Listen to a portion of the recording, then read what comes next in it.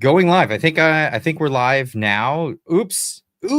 I'm a few minutes late to my own party. Ladies and gents, welcome to the end of year stream. This is going to be a lot of fun. I've been looking forward to this all week since I found out we were doing it. This is really impromptu. Decided to do this last minute. Let's get that going, make that happen. We'll get all of this stuff happening. Holy cow, last minute, rushing home to get this all set up and ready to go. I'm glad everybody made it all right. Made it in better time than myself. And what do we got here? We got some chats. Thank you, Clyde, for hosting this session for the Clydesters. I cannot think of a better group of people I would enjoy spending tonight with. Well, thank you so much. I hope everyone's got themselves a nice some wobbly pops or something to have. I got something we had over dinner today, a little bit extra. First for cheersing, we're gonna have that. But happy new year, everybody. We're gonna get into this. We're gonna enjoy it. You're late. You're yeah, you're live. Okay. Well, I'm glad you guys were waiting. What is this? Hi from the frozen communist asshole liberal China. That's where we're at. That's where we're living.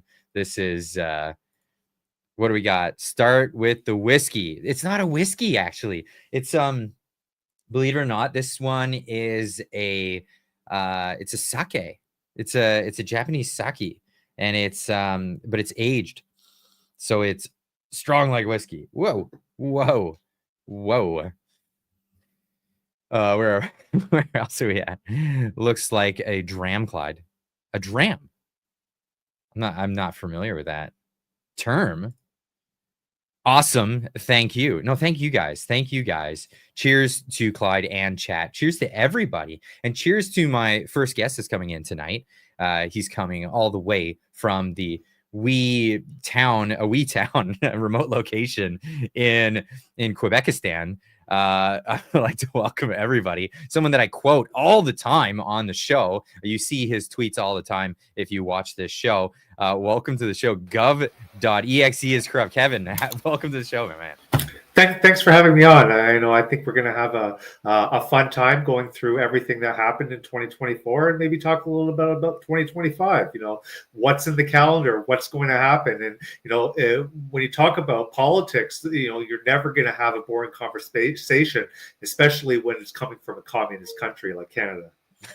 Yeah, that's right. I mean, if you're talking about elections in typical communist countries, that's kind of boring. But no, we keep things spicy up here in the Great White North, fortunately for that. So cheers, brother. Welcome to the stream. Myron Ans for $5 says, Happy New Year. It starts with WTF, Wednesday, Thursday, Friday. Awesome. That's how this week's going. I mean, it's Wednesday already. Wait, no, it's Tuesday now. Holy cow. The time's flying, and my calendar's all over the place right now because I've still been working on the YouTube channel, but I've had days off at work, and I can't remember if it's Sunday or Saturday or whatever day. That's the way this week has been going for sure. But we've been banging it out this week. Unbelievably. Angela Cordoso with $5 super chat saying Happy New Year, Clyde and Clydesters. And Kevin, Happy New Year. Thank you so much, Angela. I really appreciate that. That is awesome. So might as well get right into it. There's a lot to cover. We've been through an incredible year. Lots of stuff happened. A lot of stuff didn't happen that we were hoping would happen. But might as well start all the way from January of 2024. What was the first news that you recall from this whole event? Well, one of the first things that popped into my mind was, the fact that Justin Trudeau decided to take a luxurious vacation to Jamaica, and he said that he was going to pay for it out of his own pocket. turned out to Right. be a lie. It turned out that that trip cost the taxpayer, I'm not sure the exact amount, but upwards of $100,000. And the best part about it is he ended up staying in a villa that was on a slave plantation. Oh, come on. People did, I like, in all fairness, like, I doubt any of that stuff is intentional, right? I mean, people will dig up any little tidbit of information to throw that back at him, especially the guy who's famous for doing blackface more times than he even remembers. That that being the case, it's the money. It's the money that drives me mad. It's the amount of money, especially in a time where Canadians are hurting, right? The most. 9 years of a socialist government will bring you bad times. So what's the old saying? Weak men create hard times. That's the times are tough. Yeah, times are tough. We have a lot of weak men. That's where we're at right now, and it's crazy to see our government so flagrantly abusing tax dollars. That. I mean, it irks me to no end. Especially like news we just got recently that the what is it? Is it the it was Jolie's department. It was like intergovernmental affairs. The booze bill. Yeah. Yeah. What's the name of that ministry? It's she's a foreign global affairs or whatever. She's the foreign affairs minister. That's all I know. Right. I'm not too sure exactly what the dollar amount was but I think it was upwards of 50,000. Yeah, averaged $51,000 a month. Yeah, for just for her department. Yeah, that's only in booze, only in booze. That wasn't food. That wasn't the hotel stays. That wasn't any of that stuff. It was the booze. Just the one department. Booze Jolie, we're getting in the chat. I called her Booze Hound Barbie because that's a perfect depiction of her. But the only reason why it was $51,000 a month for booze is because they couldn't figure out a way to bill the taxpayer for their cocaine diet. Is that what you think it is? 100%, man. 100%. If there's booze, there's drugs that goes along with it. Just look at the other Randy. He's probably the supplier. The other Randy. That's really hilarious. That's hilarious. Oh man. And you know what's even more funny is the fact that this guy can still vote on parliamentary bills. He never stepped down. He never resigned. He still had voting power. When the CPC passed that, would try to push through that non-confidence motion, Randy Boissonnault was still voting. Meanwhile, this guy, claimed to be Indigenous. He even made up this entire backstory that turned out to be false. And his PO box was registered to the same person that was an international cocaine dealer. Like you can't make this up. Yeah, it's absolutely insane. What I know, so many people don't know this about me, but years ago I lived in Tokyo, and for a while there, for about a year, I worked at a let's just say I worked at a bar. And it was a big name bar for expats that wanted to come and kind of feel at home. And so it was a pretty swinging place, and a lot of people would come there. It was literally a hole in the wall, but it was really popular. A lot of celebrities would come, bankers, brokers, people, lots of money people would show up, and it was just really casual, right? That was the environment. Really casual, but lots of money. And the thing is, when you see all these people come together, you're not seeing professionalism. What you're seeing is, and they're coming there on business, right? And you see a lot of debauchery. It's absolutely crazy. And I don't picture Ottawa any different, to be honest. Like, I think if we went to Ottawa, I would recognize the same patterns of behavior from our politicians when they're out having their fun in the evenings and they're away from home and away from their families. I mean, to think that those that most of them are wholesome is a real stretch of the imagination. Well, I put out a post the other day, and it said when I was growing up, I was always told to watch out for the criminals that are all tatted up and ride motorcycles. But when I grew up and got older, I realized the real criminals wear suits and ties and call themselves honorable, because Yeah. it's the 338 that are actually the 343, because the cockroaches are multiplying. Is that the new number? Is that what it's going to be after this next election? 343. Yeah, they're the real criminals. And if you take a look at it, what have they ever done? What have they ever done to better your life? Nothing. They've actually only brought misery and pain. Yeah, you're absolutely right about that. And this is why I'm a big fan of Javier Milei down in Argentina. And well, I mean, you and me both, right? So you're the self-described anarcho-capitalist, which is right is actually what Javier Milei describes himself to be as well. I'm not too far off. I'm like the less government libertarian. It's part of the group. I classically would call myself like a minarchist or a classical liberal, that kind of thing. The Watchman. I think it's the Night Watchman. Yeah, the Night Watchman. I know the. So yeah, this is what I've been excited about, to see this actually come to the forefront and be part of popular culture, and not only just popular culture, but actually get elected into a government, so that, and with a mandate to do something about what's been going on. Like this happened just last year, this time, where he came into power. He's been kicking ass, and it's great. This is something we can look forward to in 2025, maybe a little bit of influence coming from that part of the world. Yeah, and one of the things that I said recently as well is that we have to tip our hat to Justin Trudeau, because he was one of the most successful people to push this far right populist movement in Canada. He's done, far right, I quote the far right because that's what they always say in the media, but he's done more to drive people to populism than anybody else has done in Canada. He's exposed. He's made he's brought to light how much corruption is in government more than any other politician. People started a convoy because of him. He was the reason why we had a convoy.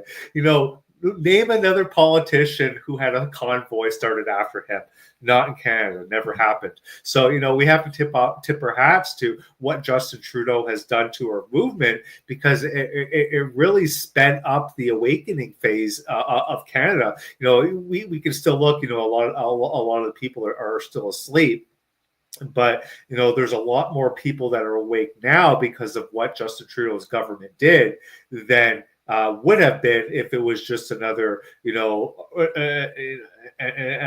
choose your politician. But it was Justin Trudeau that really brought the awareness to the Canadian people as to how bad the government is, and it shows in his polling. I think that Angus Reid just came out with a recent stat. He is now the worst, the least popular Liberal leader in the 155-year history of the party, less popular than Ignatieff, who Did it drop to like 16%? Is that where it's at now? Yeah, and I can't believe there's even 16% of anybody that still supports that guy.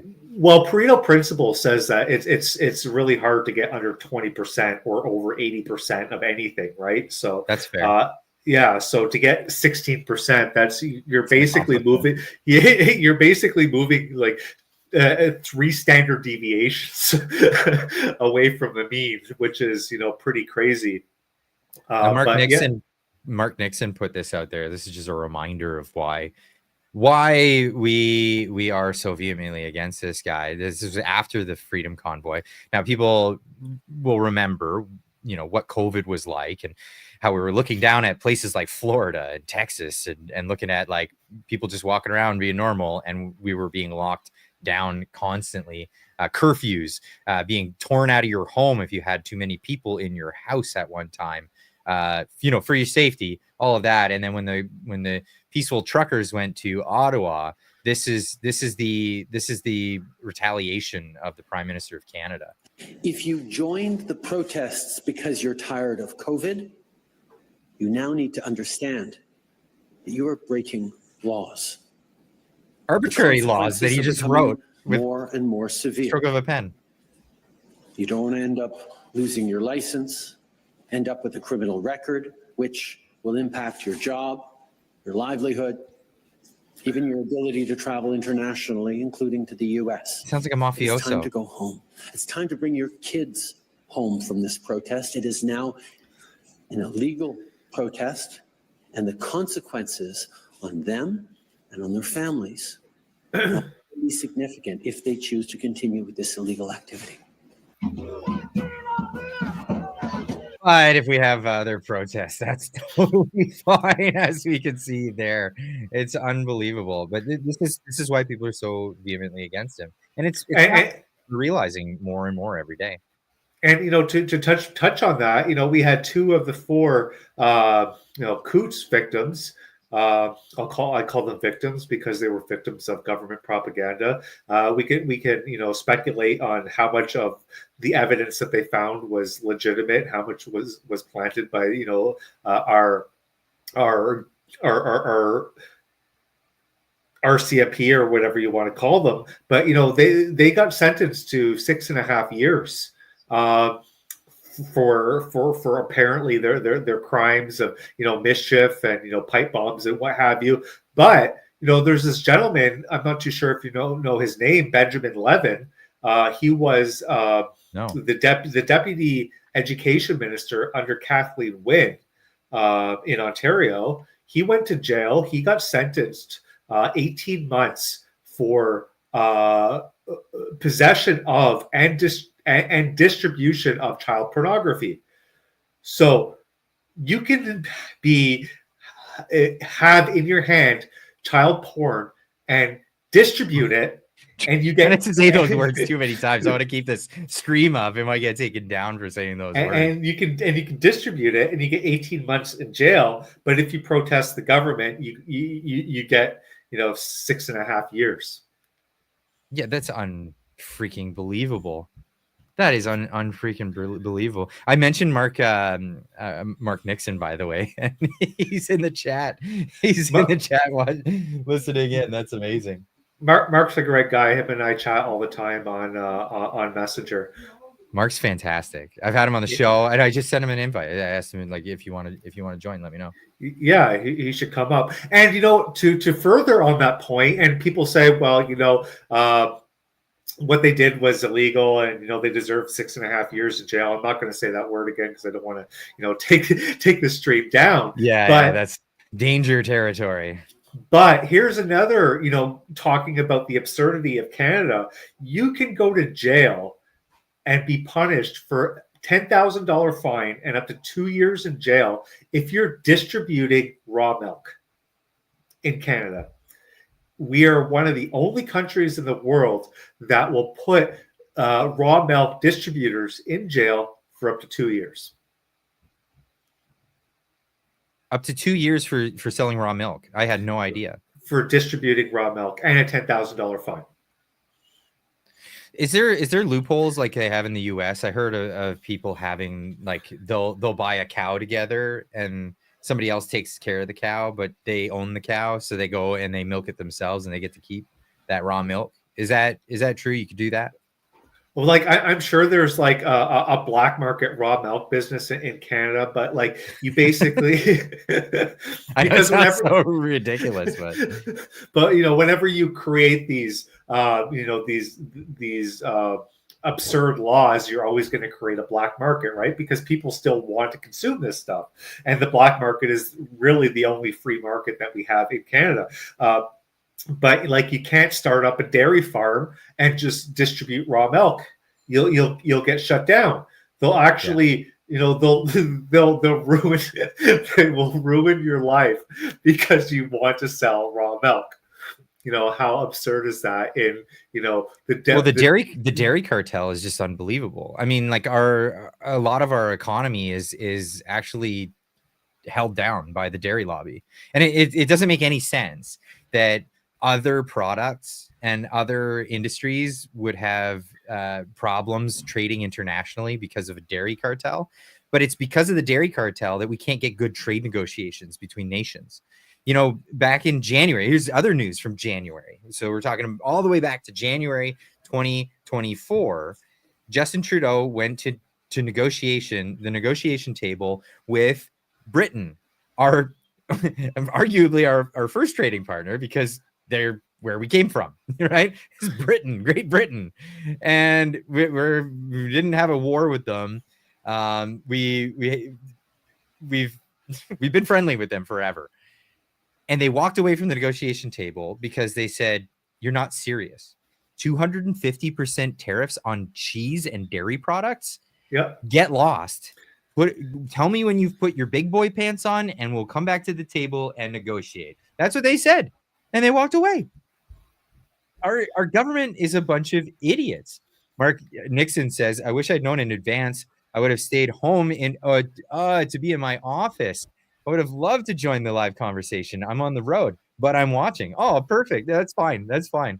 Anytime you want to join, Mark, you just let me know. You're welcome. Absolutely. Yeah, and you know, this talk about, you know, Donald Trump imposing 25% tariffs on, you know, on Canada across the board. You know, that same, I believe it's 250 or 300, 200 whatever percent tariff. We impose that on the United States as well, right? And you know, the dairy lobby, the dairy cartel, they say, you know, our dairy is the best in the world. Well, how come nobody is buying it? It's not. You go to any other country and you can have a massive selection of quality of dairy. You know, just like if you were to go to if you were to go to buy a car, right? You can buy a Hyundai or you could buy a Maserati like Jagmeet Singh. But in Canada, you don't have the choice when it comes to dairy. Everybody gets the Hyundai, but the Hyundai dealer tells you you're buying a Maserati. That is the difference. So I was explaining this to my wife because we're foodies, right? Like my wife and I would just love food, like really good food, and we like to buy whole ingredients or whole, like, you know, ingredients from the source. We like to buy those and then put together our own meals. And we were talking about cheese the other day. We were talking about Parmesan versus like Parmigiano Romano, the real stuff from Italy. And I was explaining that there's rules around the Parmigiano Romano that you get because, you know, they don't want counterfeit out there, and there's counterfeit Parmesan all over the place. It's unbelievable, the market for Parmesan that's counterfeit. And so we went to the store and I said, "I'll show you what the real stuff looks like." And we get there and it's like, we're looking at the wedges, and I said, "Look, this one has the stamp on the wax of the cheese. And if you get Parmigiano Romano, it has to have that stamp on there or it can be fraudulent. If it doesn't have that stamp on the outside, then you're not buying. You might as well not be buying it, right? Might as well just buy Kraft." Yeah, and we were looking at the other ones, and they all didn't have the stamp on it. And I showed her what the wheel of cheese looked like, and that's one of those things. Now, and then she says, "Oh, that's why it's so expensive." And I laughed. I said, "No. Our government is why it's so expensive. You can buy it dirt cheap anywhere. They make a lot of it. It's just if you want the real stuff, you got to get the stuff from that one particular region that does it, and there's rules around it, and so you're not getting ripped off. Because the other stuff, it's just cheese is expensive in Canada. It's absolutely absurd. I need to get I'm gonna fall behind on these super chats, so I want to catch up on this ahead of time. Javon Gendru. I never know if I'm pronouncing this correctly. Member for 4 months says this week doesn't matter anyways. It's the in-between week. Yeah. I mean, when it comes to work anyway, it doesn't really matter, but I've been doing my best with doing what I can to get content out there. We just lost the video feed over here, But we'll moving on here. Rick Robitaille for member for 13 months. Awesome. Wow, it's been that long. So happy here. Awesome. Really appreciate that. Thank you so much. Pix Pirate 1 for $2. Yeah, I just have a rule. If you don't have anything nice to say, don't say anything at all. Sandy Halgren with a $69.99 super chat. Really appreciate that. Thank you so much. Please tell me why you think it took this long for the libs to think they're in trouble. It's been apparent for a long time. It can't just be crazy Freeland's resignation. I believe, however, it started with the convoy. Now, I'll give my quick answer to that, and then I'll let Kevin answer that. But my thought on this is they were waiting to see if that legislation would pass to push the election past the date of getting their pensions. They didn't really care. I think genuinely at the bottom of it, they don't care about Canada. They don't care about even their constituents. They care about their careers, number one, and they care about their pensions that they're going to get because they're paying into it, and they don't want to just get a refund for what they've paid into it. They want the pension, and that's a big deal to them. So once it got to the point where they were no longer eligible for those pensions, now they want to get voted back in. Because then they'll get it. And they know that they won't get voted back in with Trudeau as the leader of the country because their constituents are telling them this. They're saying, I like you and I like you for our region, but I'm going to vote conservative because we don't want Trudeau. And sorry, it's just the way it is. I think that's the large reason of why why these MPs are flipping on Trudeau now. It's because they just kiboshed any semblance of an idea of the election getting pushed back past the date of when they're eligible for their pensions. What do you think, Kevin? Well, it's an interesting question, but I think that they've realized that they were in trouble when they lost the Toronto St. Paul riding. I think, whether they're willing to admit it or not, I think that was the clear writing on the wall. That was, Fortress Toronto, right? That was a stronghold in Toronto. This was, I guess, was mid-June when they lost that by-election. That sent a clear message. And that's when some of them actually started writing these letters privately or leaking it out to the media, anonymously. They weren't full on out in front yet. Yeah, so that was I guess that was the aha moment. Maybe not for the cabinet members, because at that point they were still all leading in their polling, and they were still likely to win another election. But the backbenchers, they were starting to go underwater, and their polling numbers were starting to flip either to NDP or to Conservative, which would prompt people to start speaking out, because again, they don't really care about the country. They only care about politicians really only care about two things: getting elected and getting reelected, so they can secure their lifetime pensions. And then the other blow happened when they lost in Montreal. I believe it was LaSalle Verdun. Again, Fortress Montreal. And if you take a look at the map, the electoral map, the way that our electoral system is set up, the Liberals only need to win the Atlantic, which they almost always win. So you pick up Newfoundland, you could split New Brunswick, you could pick up Nova Scotia, and if you pick up Toronto, and if you pick up Montreal, you've won the election. So the fact that these ridings started to flip to Conservative, or to even Bloc Québécois in that was when whether they wanted to admit it or not. Even Karina Gold, she came out. She's like, we had no idea we were going to lose this election, because their arrogance and their ignorance was If you polled their arrogance and ignorance, they'd be polling, batting a million. But that was the grounding moment for them. So everything that's happened between then, which is mid-June, and Chrystia Freeland, that this was just the realization of the people that were gung ho Team Trudeau, your cabinet ministers, your people like Chrystia Freeland. If you take a look at Chrystia Freeland's writing, it is flipping to NDP. So whatever excuse that she's giving about she's stepping down, she's not happy with with Trudeau or what have you. No, she looked at the polling numbers, and that GST gimmick, what she called it in her resignation letter. If you look at the Canada 338, you can look at the chart when that was announced to when she resigned. It was like a complete collapse in her support, and the likelihood of her winning her riding went from like 95% down to the mid 60s. So that riding, Rosedale University, is probably going to flip to NDP.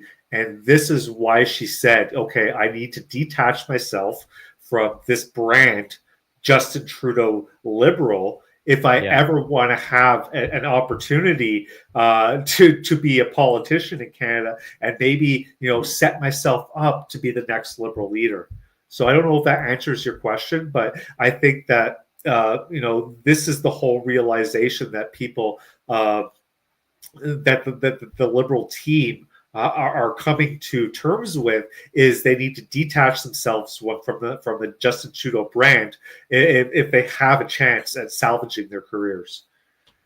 Yeah, thank you, Sandy Hallgren, for that super chat and that question. I really appreciate that. It's very, very generous of you.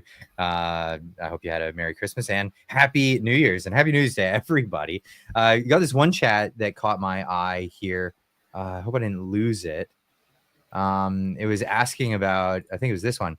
Yeah, can you please announce that on Jan 6th that the confidence vote on Jan 7th will be our Jan 6th? I thought that was kind of funny. I don't think it's going to be our Jan. I don't think there's going to be any riots or people storming the Capitol or anything like that. Not in my estimate anyway. Mark Nixon saying she'll forever be my Miss Rotisserie Chicken in my eyes. That's about it. It's funny because like I on Christmas I did chickens on the barbecue, and I get a roasting chicken. They were more expensive than the rotisserie chicken. People don't realize that, or I guess she doesn't realize. Rotisserie chickens are like a point of sale kind of thing. It's a draw. They sell them cheaper than they're worth to get people in the door, and then they'll send you a bunch of other stuff on the way out, right? That's okay. While I'm here, it's called a lost leader. There you go. That's what it's called. Yeah. It's cheaper to buy the rotisserie chicken than a raw chicken. It actually is, but I don't like how they do the rotisserie chicken. I like how I do it on the barbecue. Again, that's me indicating my propensity to be a foodie. Myron Ans for $10 says, I grew up milking a cow and drinking raw milk. Myo 6. I'm not sure what maybe that's just milk.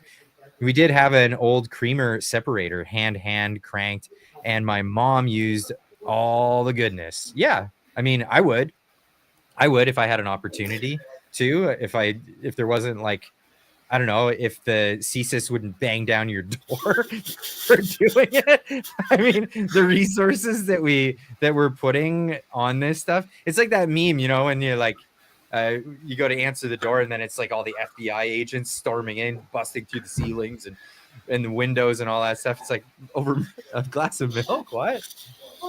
I've been hearing about some of the benefits of drinking raw milk, as opposed to like this pasteurized stuff that we're told to drink.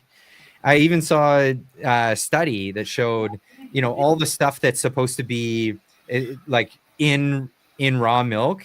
And it turns out that almost none of that's in raw milk. And a lot of those bacteria that you'd find is actually found in a lot of pasteurized milk. So I don't know. Nature's goodness, man, just the way it comes.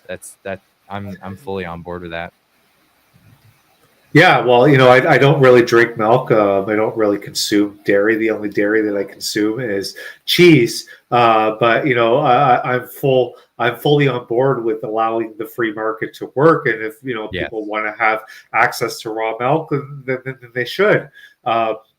And it's just so ridiculous that they would clamp down so hard on something like, and keep in mind, they can send you to jail or give you a $10,000 fine for raw milk, but they hand out drugs for free from vending machines. Right? And don't say the F word. You gotta keep that one on the DL. You might be able to get away with saying drugs, but just don't mention that one. I don't know what it is. The algorithm picks it up and goes, "Oh, crushed. We're gonna crush that video. Make sure nobody gets to see it." So, and to go from the ludicrous to the absurd, sure, you can get drugs from the vending machine, but you can't do them with a plastic straw because that's illegal. I put that out there. It was a tweet. It was a tweet of a plastic straw on a line of powder, and it said one of these things is illegal in British Columbia, the other isn't.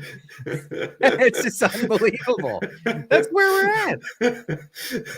And get this, because like I live in BC. I don't know how it is in Quebec, but in British Columbia, bags, you can't get plastic bags anywhere, and they don't retool the registers.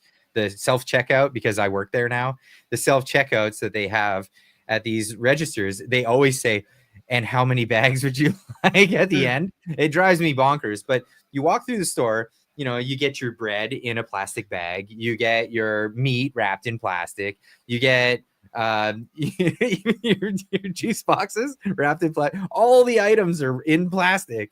And then you get to the end and it's like, no, you got to carry it like this at the store unless you brought your own bag in, or you got to buy an expensive bag of theirs because the government has mandated stupidly that we're not allowed to have plastic. Incidentally, you know why the plastic bag was invented? It was invented by a Swedish person. It was to save paper trees. It was to save trees and not make the paper bags, but also because you could crumple it up really small, put it in your pocket, and use it again. This is something that I practice. I do this all the time. I'll crumple them up and then I'll put them in my pocket and I'll use it another time. And again and again and again. I mean, why throw it away? It's perfectly fine. You don't need to throw your bags away. I always keep them. It's just a habit. Tie it in a nice little bow and then put it in the drawer. And then it's like a garbage bag later. I remember growing up, we had, a plastic bag full of plastic bags. And if you ever needed a plastic bag, you would just go to the place and you would just pull the plastic bag out of the bag of plastic bags. They were excellent for, picking up dog excrement or, going shopping, but we always had a plastic bag full of plastic bags. Now, no. Justin Trudeau, the climate change crusader, says that that's not allowed. Well, he, jets around the world on a Boeing 737 and uses more fuel in one trip than most Canadians would use in a lifetime. But he's going to tell people that how they can save the planet. I'll take them serious when they all do a Zoom meeting for the WEF or for these climate accords. And they don't leave their home. They just stay home and do a Zoom meeting.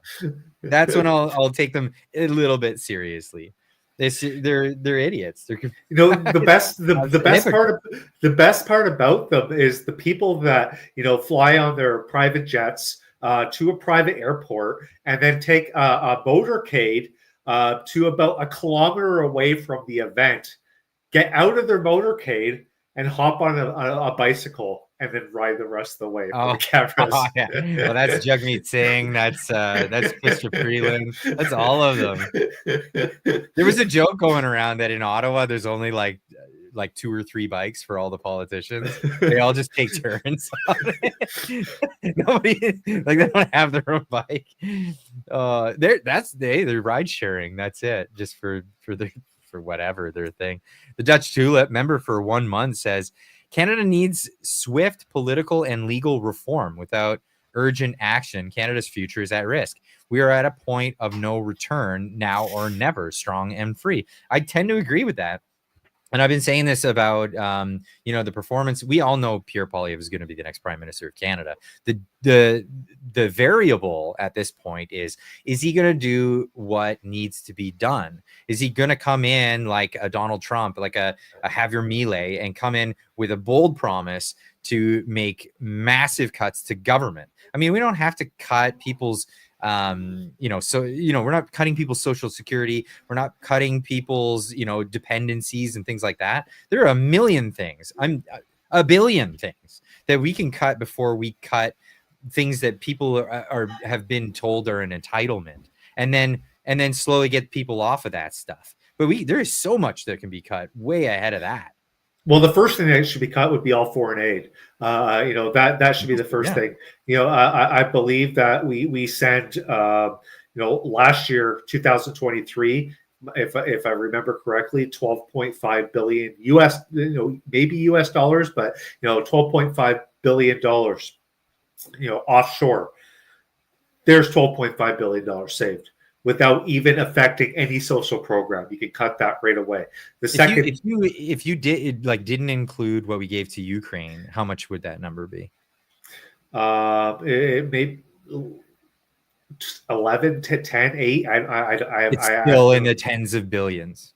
Yeah, 5 years ago or 4 years ago, we were giving away 8 billion or 7 billion a year, and it's gone up to 12 billion. So it's still in the billions of dollars. You can cut that right away. The second thing is, the massive expansion of government over the last 9 years. I believe the Trudeau government the Trudeau Liberals have expanded, the federal government by, over 30%. So, what are all these bureaucrats doing?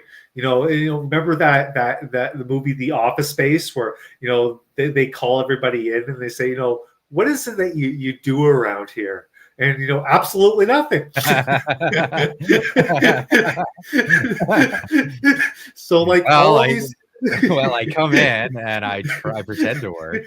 That was the best movie, because for people who don't know the premise, he was hypnotized as an entertainment thing, and then they were doing year-end reviews and layoffs, and the hypnotist told him to relax and not remember anything, or not forget about all of his worries and just let things go, and then croaks in the middle of his hypnotism so he doesn't snap out of it, and he's super chill.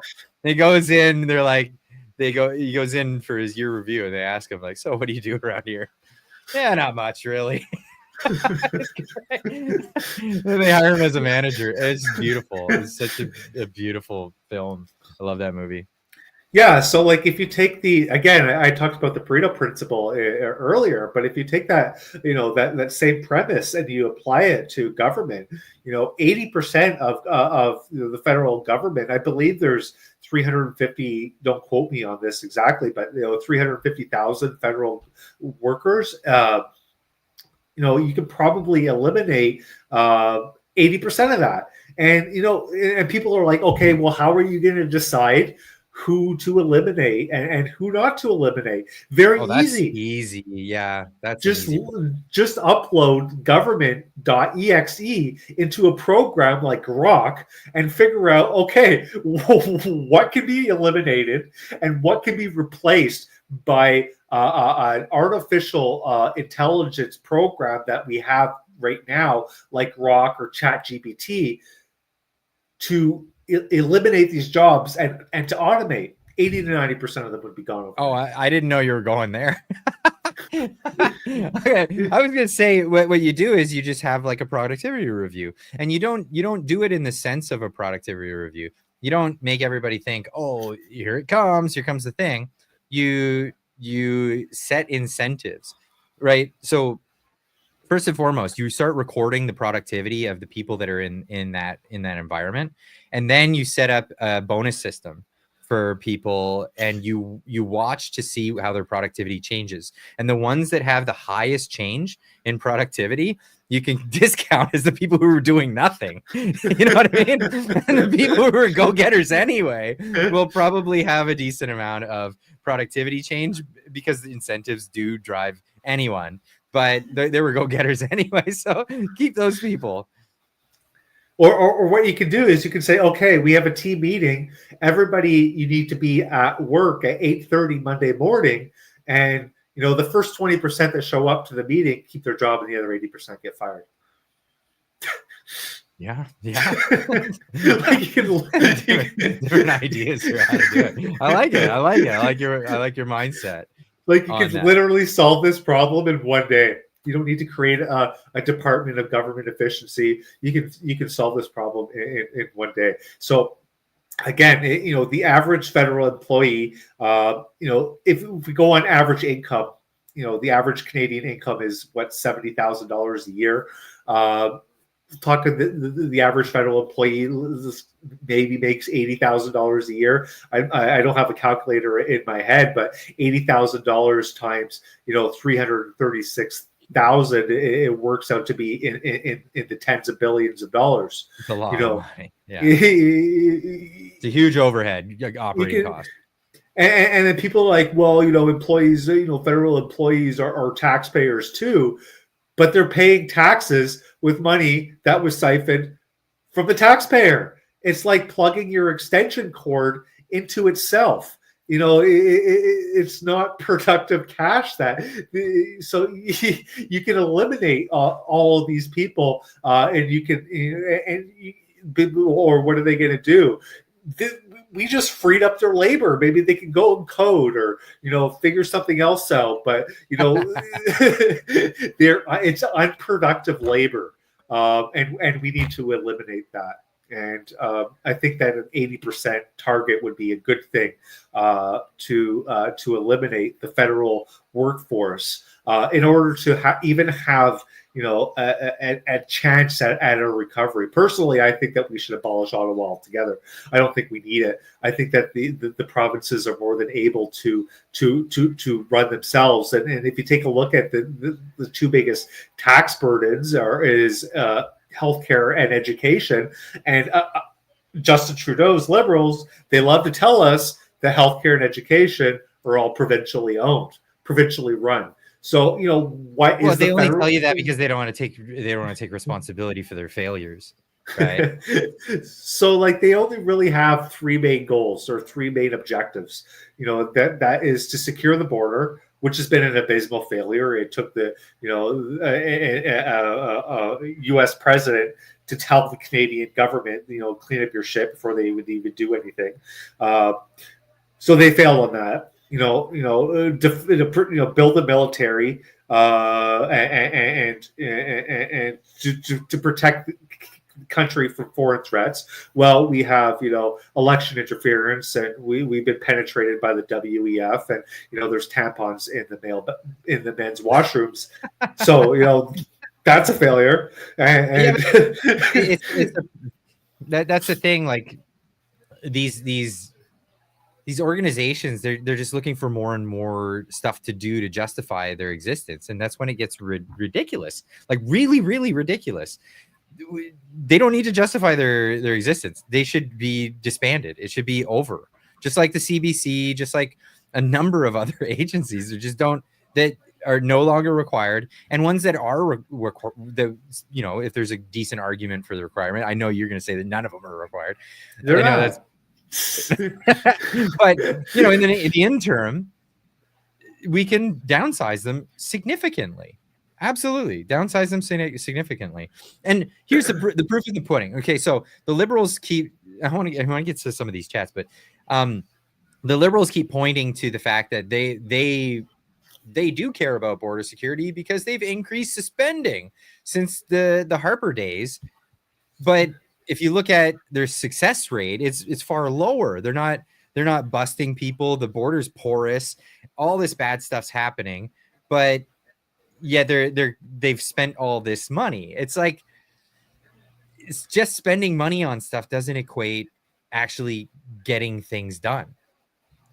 In fact, you can get a lot more done with a skeleton crew of people and no bureaucracy No, because as soon as you have this big bureaucracy, you have this like corporate mindset, and you got to okay everything first before you do everything, and everything. It's like hands off. No, I don't want to touch it. Get that guy to do it. Oh, I don't want to touch it. Get that guy to do it. You see this in companies that go corporate, right? As opposed to like small businesses. You see the same thing in government. As it gets bigger, more and more people have less and less responsibilities, but collect from it and don't get anything accomplished. And it's just massive a burden on everybody. And it ends up that 72 people are doing TPS reports. another tie to that Office Space is fantastic, really good. Let's get to some of these before they pile up too much. Javon with a $13.99 super chat says, stock up on poultry. They have a bird flu play. I mean, it's coming. Yeah. If you like chicken, maybe get yourself some of that. Maybe freeze some, because we've seen this in the past, right?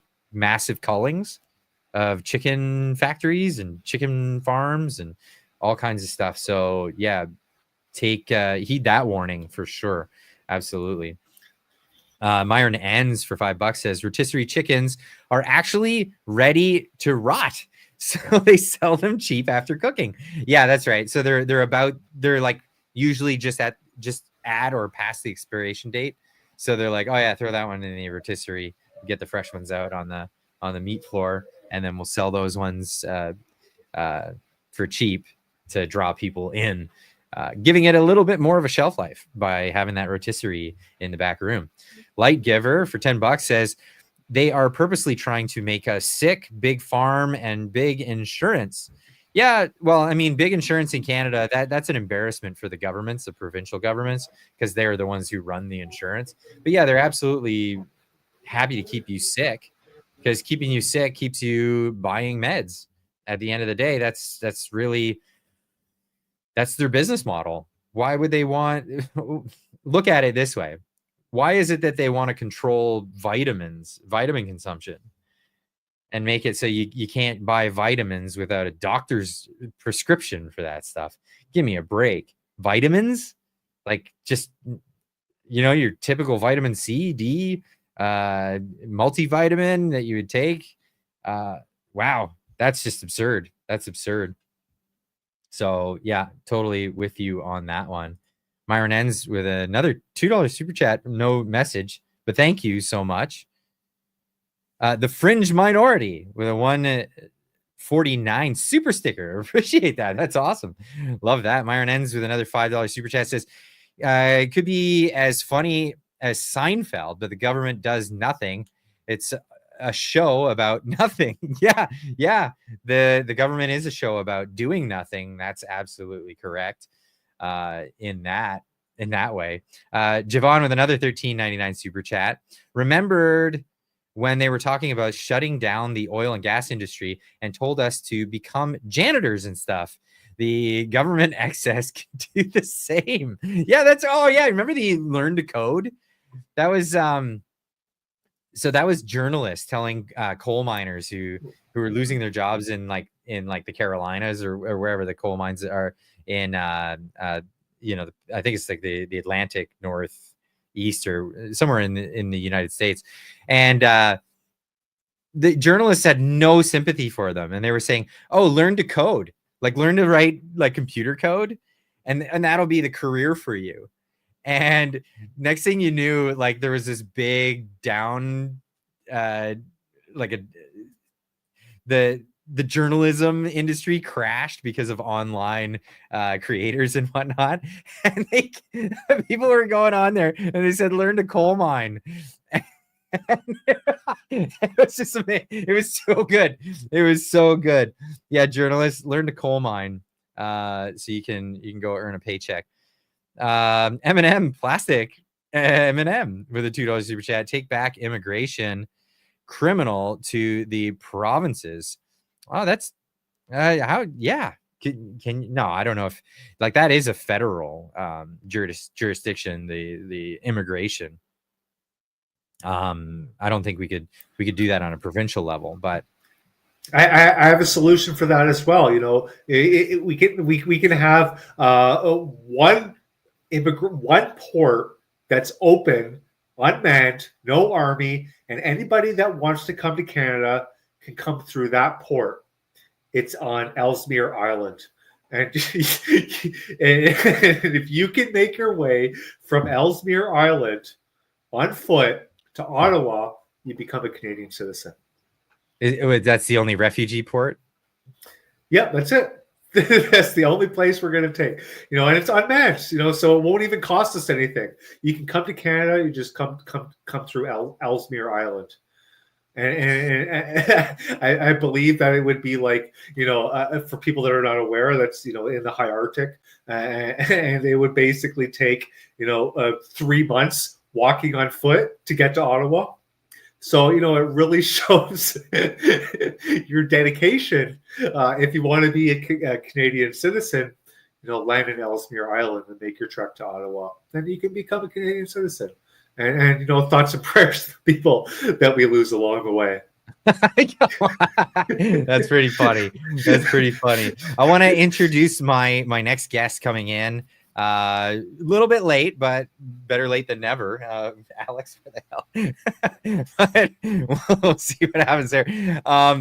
Brattani, formerly Brittany, but we all know her as Brattani on Twitter. Welcome to the show. Hi, how are you? I'm doing great. It's been a crazy year. And well, we're just kind of going over all of that before we go into 2025. We want to go in with a new slate. We want to go in fresh and ready and excited and leave all that baggage behind. So we're airing our baggage this evening. That's the plan. So, Brat, a little bit about yourself. You've taken on the role of journalist. We were just talking about journalism and how they need to go and learn to coal mine. You do mining and energy extraction, maybe not in the coal industry, but you've learned to journalism. And it's an interesting way that the evolution of modern day journalism has come about. You're hitting harder stories than CBC, CTV, Global, all of these organizations, and you're doing it sometimes from the cockpit of your truck or just in your free time. How do you find the time for all this? There's a lot of waiting time. So between work and everything, like there's a lot of sitting and idling time. It became kind of a full-time hobby for me. And just as I started writing more and more, I would get more input from other people, sharing and adding on to threads and stuff. So it's become like almost a full-time hobby for me now. Yeah, it's been quite the interesting year, like between work and this and just everything that's happened. I mean, we've tweeted and all of us have like posted, shared videos about so many topics. And this year, it actually, for me anyway, it feels like we made some progress. And maybe we got heard and some things are going to change now. So pretty exciting. Well, that's the craziest part about it is like, yeah, you know, we could get popularity and we could get internet cloud or whatever, that kind of thing. But the stuff that everybody's been reporting on Twitter, and we're talking citizen journalists, have actually caused real change in government. And the Liberal government is backing down on policies that they were saying they were never going to back down on. I mean, starting with the convoy and people going there to shut down mandates. And don't anybody tell me that it had nothing to do with the convoy, why they shut down the mandate. It had everything to do with the convoy, why they did. And everybody waking up and spreading these stories and telling the reality of the situation. And then it went on to other things, whether it's the story of immigration, like mass immigration. That's a crazy story. The stories of what the government's doing with our finances, with our economy. People are stepping up with different sets of expertise and just the ability to dig and look for the information. It's there. And you guys, you're doing a bang up job. It's amazing. Like both of you guys, obviously, hats off to you. Thank you. It's kind of funny that you say that as well, because I've been accused of being a Russian bot, All right. Chinese spy, Indian agent, like all this stuff, because I'm posting quickly and then posting links, and they're like, "How would you have all that?" And it's like, you literally just have to Google. Anybody can do it. You can find out anything you want to find out. Just type it in, see what comes up, make a thread, and all of a sudden, people have a conversation about something that obviously the mainstream media isn't touching or talking about. But like, there's so many things in at least my area that I have talked about over the last 18 months that's like been addressed. A good example would be, you're from BC, all the overpass strikes. That was like a serious issue that nobody talked about, and then it just started trending online, and now it's actually like being addressed, and the overpass is being replaced finally, the CP rail one. That one got hit like, I think like 14 times in the last 5 years. Crazy. So it wasn't structurally sound, but we've made moves. We've When you made said we've overpass waves. strike, I thought you meant like people picketing on the overpasses. Oh my I've been God. seeing a bunch of those. I've seen a bunch of No, that. like straight up, With the like bam, Palestinian, taking like out people like hitting it. $1 million every time they hit it. Holy cow! Okay, so Yeah, so they've been it, hitting just decrepit overpasses that are like what, sagging? Is that what's happening? no, they're just like they're normal overpasses. Just people are not doing the math and taking the proper trips, I guess, and they're putting like big equipment on the top of a flatbed, but not a low flatbed. And then they hit the overpass, booms up on excavators and stuff. Just stupid moves. Um, so yeah, that's how this whole conversation on immigration at least started for me. I never really was talking about immigration. I was talking about, as a trucker, the trucking industry, and how sorry, pardon my language, how crazy it all got. And we all start talking about it, like what is happening on our roads, especially here in British Columbia. And one thing led to another. It turns out it's a handful of these companies. That remember that Chohan company got shut down, um, and they were using temporary foreign workers. And so I started to dig, and I'm like, how the heck is this even allowed? Like, these people are obviously not experienced enough to be driving on the highways, because they're getting hurt and hurting others and taking out infrastructure. So we Yeah. started looking into it, and it just one thing led to another, and all of a sudden it made sense. It was the labor market impact assessment, the LMIA scandal, I guess you could call it. It's basically an employer will make a proposal to be able to place a temporary foreign worker into a position, stating that they can't find a Canadian to do the job. But really what it is it's a pathway to permanent residency. So people were paying to get a job instead of being paid to do the job.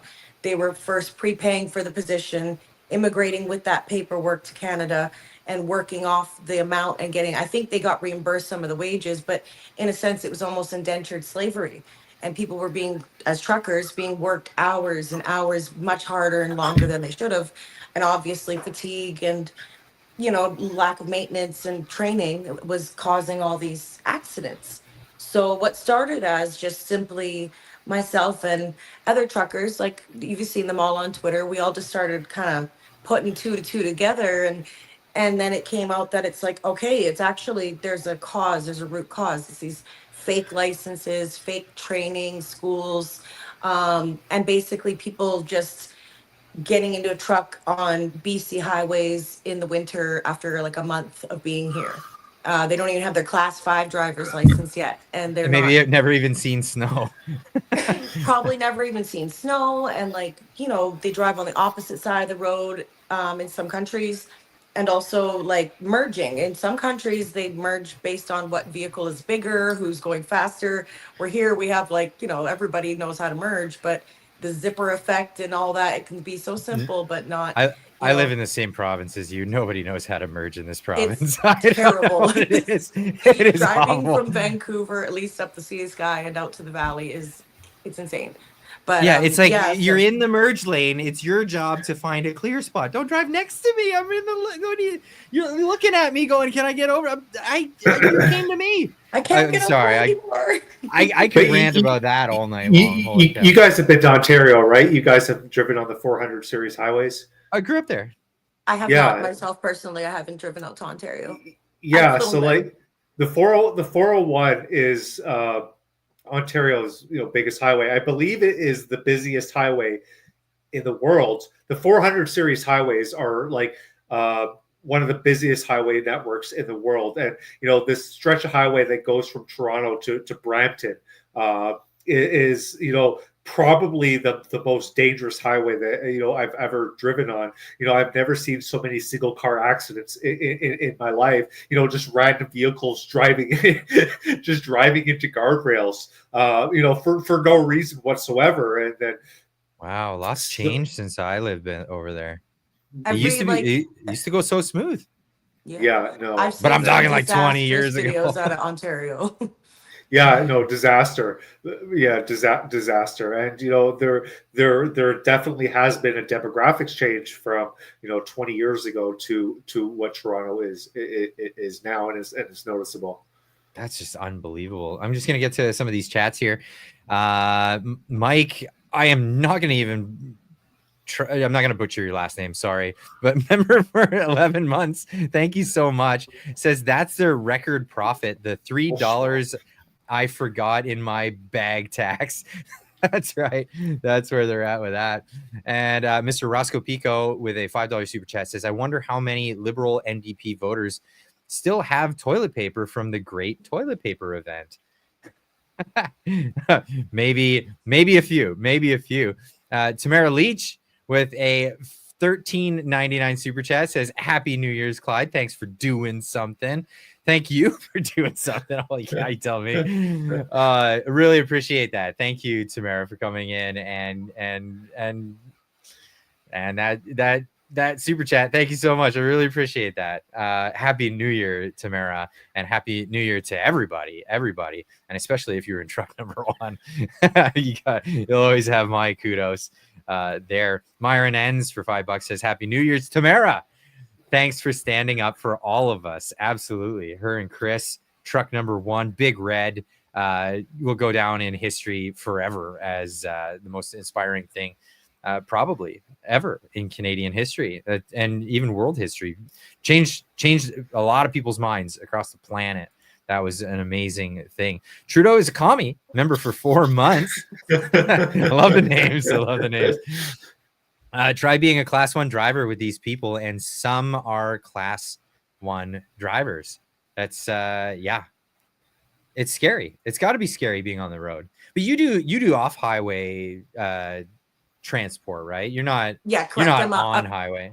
I drive the big trucks, the haul trucks. So I don't drive on the highways, but I mean I'm a person. I drive on the highways and you got to get to your big truck off highway. Yeah, like I've been driving down the highway before, and I've had dump trucks literally drop their gravel on the highway in front of me at 100 kilometers an hour, and I've had to. Yeah, it's what sketchy, they just like hit the wrong lever and tipped it. Yeah, I don't know. Like maybe they don't look or how. I'm sure that there's I think there was a sensor put in a requirement last year, but a couple of years ago, a truck dumped its load while it was driving down the highway, and it took them probably 3 hours to clean up. They had to shut down the highway, and yeah. That's terrifying. That's absolutely terrifying. I know guys in the repair industry, they're not a big fan of the tandem drivers from other parts of the world. Let's just say cutting holes in the floor to defecate out so they don't have to stop their truck. Just right on the drive shaft. Yeah, spin her up and go. That's been the I guess the mantra of some people. They just don't realize that it freezes here, so it's gross. Well, I've heard of transport mechanics just turning trucks away. Nope, not touching it. Not touching what you've done to it. Well, and a lot of the trucks that are on our highways, especially the dump trucks, the CVSE and different departments are not checking them properly.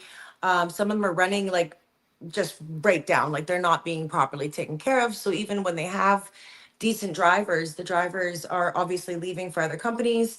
But like, you get injured and hurt and broken down with these poorly maintained vehicles, lack of brakes and chains and like brake checks and stuff. So there's a lot more issue to it. But for some of these individuals that did come here through the immigration stream to do these jobs, they were tied to the employer in some scenarios where if they were exploited, or like you say, the second driver, where they were having to run that truck all the time. And some of those individuals couldn't leave those employers. They were literally being exploited in some cases. But their permanent residency depended on whether or not they were able to keep their job. So they've made some changes now. So at least if there is somebody in that position, that they have the option to leave an employer and go to another one if they're abusing them. Like, that's good that they finally did that. But they had to put out like documentaries with the CBC, MSNBC, the United Nations had to write in, like, our whole temporary foreign worker program there for a while was just really, really horrible, especially on the farm people that would come in for seasonal jobs. And it honestly took people writing about it, talking about it, for the government to do anything. I mean, the media has been speaking about it globally for before we started talking about it for years. And so it's good that in 2024 that finally got addressed. Some of those loopholes got closed. Well, I And don't know if opening up their ability to go work for other employers is the best idea, because the whole idea of the LMIA, or what they're talking about in the US right now too, because this has become recent news, is the H1B1, I believe it's called, the H1B, yeah. yeah. So it's the H1B visa, and that's you're to fill a role that Americans can't fill here in Canada. The LMIA is to fill a role that Canadians can't fill. I mean, we just don't have the people with that expertise to fill that job. Now, if you bring somebody in and then they're being treated like trash by their employer, and then you reward them with, okay, well, now you got an open work visa. Well, that doesn't work.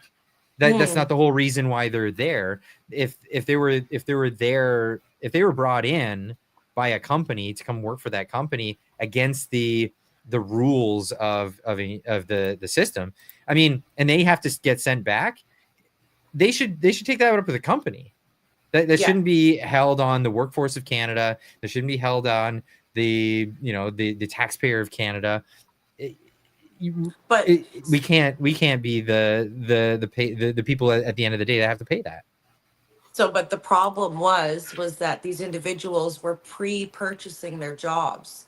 So for their employer to go and be like, yeah, you know what, you're let go, they would have had to reimburse them that money, or they would have been, probably busted for fraud. But that was under the table, right? Right? That's illegal it's like, to. Yeah, Oh, it's hard, sorry, I it's didn't hard mean. for someone to get out of that when they're already involved in fraud knowingly, and so is their boss. But the change that we got, absolutely my favorite part that came up here recently in 2024, is that all LMIA positions now going forward have to pay 20% more than like minimum wage. Like, so there's no more cheap labor. They're trying to eliminate that part, other than seasonal. But if you're coming in and you're gonna be like staying for a while to do a job and stuff, like, you have to have some qualifications for that job and get paid properly, and not be in a position where you're working for lower wages. Because that was the problem with this whole temporary foreign worker thing. Was it started small and it made sense for certain things, but then it was like they were like they're putting these temporary foreign workers in every position, high, low pay, it don't matter, entry level, like stuff that other people should be able to access and learn and train, and easy to train somebody on. So it had no rhyme or reason. And it started to actually impact our wages. We couldn't demand more wages, like, I don't know if you recall, but during the pandemic, when we weren't letting people into the country and everything was frozen, people were able to ask for better wages, and they were able to get it, That's and true. get promotions, and compensation for not working at home. And there was wiggle room. People could negotiate. but that was because they weren't competing with people who were purchasing the job. Like, it's not even you're just competing with lower wages, you're competing with somebody who's literally working for free to get permanent residency, right? So some of these individuals, they would get a small amount of money back from their employer, but when you have such a small income, how do you survive in Canada? Well, you basically get stuck living like 4 or 5 people to a bedroom. And so this just had this pile-on effect where it started to affect our standard of living, right? Like, you got 4 people in a basement suite, a 1 bedroom. You can charge 2,800, 3,200 because they can split it up. But like that's when it started to get crazy, was out here in Vancouver anyway. 1 or 2 bedrooms going for over 3 grand. And then that was like, okay, we got a problem here. This is not sustainable because the wages aren't keeping up. And the unions, even when the unions are trying to negotiate with all of the inflation and everything going on right now, they're getting busted up by the feds, and they're forcing back to work legislation thanks to JAG-Me. So we're seeing this backlash right now from the average working class with the unemployment rates, because it used to be that the labor market assessment impact assessments were only given when unemployment was below a certain threshold. But now unemployment, they removed that tether, and so you can literally have 15-18% youth unemployment in the country, maybe even 20, and they're still going to be bringing in cheap labor. So they've done That's this, unreal. wage suppression thing, and all of the cost of living's gone up. And even when unions are trying to fairly bargain a new agreement, the feds are coming in and they're allowing the CIRB, I think it's called, something like that, CIB. They allow like The the board to industrial come board, in the and industrial basically, board. thank you, exactly. They let them come in, and the government, Steve McKinnon and all them, just to basically say we're forcing back to work legislation. For the postal workers, I think the railway workers and the port workers, they were all out of contract too. So there was like 3 or 4 of them that were like literally overdue, and it was time to get to the table. But that all got quashed because of, the NDP. They're supposed to be the working class, the blue collar representatives, and here they are.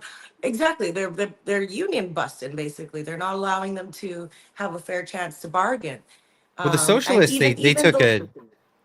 they took a turn ages ago, and they've moved away from the working class. They're not supporters of the working class anymore. They're all about, academia and elites and that sort of thing. That's where all of Marxist theory. James Lindsay is great at pointing all of this stuff out. And this is the reason why you see, the Maserati Marxist, or, any champagne socialist that you would see out there. They're not supporting working class people. They don't care. They're the ones out there saying, learn to code, don't be working class anymore. Oh, wouldn't it just be easier if we just, if you were just rich or something? Like, I don't know. It's ridiculous. Like the mind frame of a lot of these people that come from that position. Now, I have my issues with labor unions. Like, for example, like because I like to come from first principles. I have a hard time saying that companies can't collude with each other to fix prices, but that workers can. And these are allowances that are made, or changes in the rules where competition laws or things like that they don't apply to labor unions. So I disagree on the fundamentals of some of the principles behind that. But yeah, if the workers come together and they say, well, we have a particular set of skills, and we're gonna withhold our our services until we come to an agreement, that's up to them. But the government's gonna just use powers that they have for their own convenience, because they don't want that thing to happen in that moment. That's really the issue isn't with private unions. The issue is with public unions. Why do we need public unions? That whole idea is insane. So you need a union to protect yourself against the government when you're a government worker. That is insane to me. Public unions should be abolished. They should not be allowed. They're a major moral hazard because their only purpose is to gouge the taxpayer for ever more money while delivering ever less services. Well, on a their thing that they have a primary job. monopoly on, right? So like it's only because they have a monopoly falsely created by the government, which is a monopoly of its own, and the monopoly of violence. I mean, when it comes down to it, we could go all the way down the anarcho-capitalist conversation pieces there, but reel it back a little bit. They have a monopoly. It's artificial, and then on top of that, they're able to use this other monopoly. You know, the fact that they have this monopoly over their own labor rates. It's absurd to me. I'm with you on that. And that's exactly why they have the power that they do, and it's such a hard time for them to negotiate, because if it was in the private sector, a lot of those jobs would actually be eliminated. They'd be automated. There's technology for a lot of these positions, my job included. One day my job will be from a remote control behind a screen, right? Like it's just the future. Yeah, but you'll be the one doing that because you're the one who has the expertise. So it's not like, you know what I mean? You might be running a fleet of them because you might have AI with GPS doing all this stuff, but you have the expertise to run 7 trucks. You know what I mean? Or your labor will be freed up for you to do something else, whether it's passionate, whether it's something leisure, whether it's creating and adding more value into the marketplace. If the job that you're doing can be eliminated through AI and give you the ability to free up your labor to do something else that is productive, that is a good thing. That's not a bad thing. People say, so you have 10 people, 5 people dig a hole, and the other 5 people fill in that hole. And the government's like, we employ 10 people, but all 10 people, they've done nothing of productivity, right? So, but if you have a productive job that can be replaced by something else, and it gives you the ability to be more productive in another area, that is a win. Am I wrong? No, you're absolutely right. But that's sort of the issue that they ran into. For example, at the ports, they were asking for, I think it was a 20% raise. It was something, it was quite a bit of money, but like port workers are great and all that sort of stuff. But the amount of people and bodies and work and money that it was taking was just becoming unsustainable, that the companies weren't going to be able to turn profits, and we can't justify it to put that on the taxpayers, right? Especially when they weren't agreeing to things like retiring and attrition and being replaced by attrition as they age out and stuff. So the unions were really pushing to keep jobs that globally I'm thinking are reducing, like China, for example. Everything at their ports is done. Same with their mines. A lot of their mining work is done behind a computer screen. So it saves money, it's safer, and then so it's interesting because we're productivity wise and technology wise in Canada, the innovation hasn't been there, and we haven't really moved forward with a lot of that. And if obviously we want to keep jobs and everything, but we've got this whole green new transition, the just transition stuff going on, right? Where people are being retrained. So yeah, it's interesting to see the changes that we've gone through this year, especially with them not dropping the carbon tax. So the impacts on our GDP, especially here in British Columbia, we've have 0 net new jobs but made BC has in had British Columbia in 5 years. But BC has had its own carbon tax for a very long time, and it has shown years. has shown to do nothing. And I believe that the conservative, you can correct me if I'm wrong here, but I believe that a conservative government brought in the carbon tax, and then an NDP government took it over, and all the profits that they made from the carbon tax was used to reinvest to grow government. So they didn't actually do anything to eliminate or reduce the amount of carbon that was being emitted into the atmosphere. All the profits that they made from the carbon tax was reinvested into government. and the government Wow. grew. I didn't know that.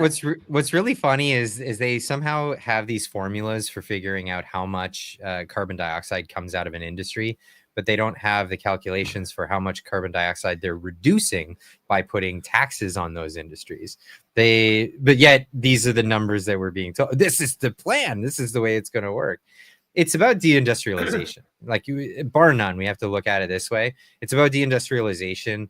A lot of these people have their ties with other worldly nations. One that starts with ch and ends with an yaina, and it's like that's where their goals are, is propping up this other new world order that might be happening in the next century. Which, if you look at the economics of it, I don't think it pans out very well for China. China is not doing that hot, and I'm not saying that China shouldn't do well.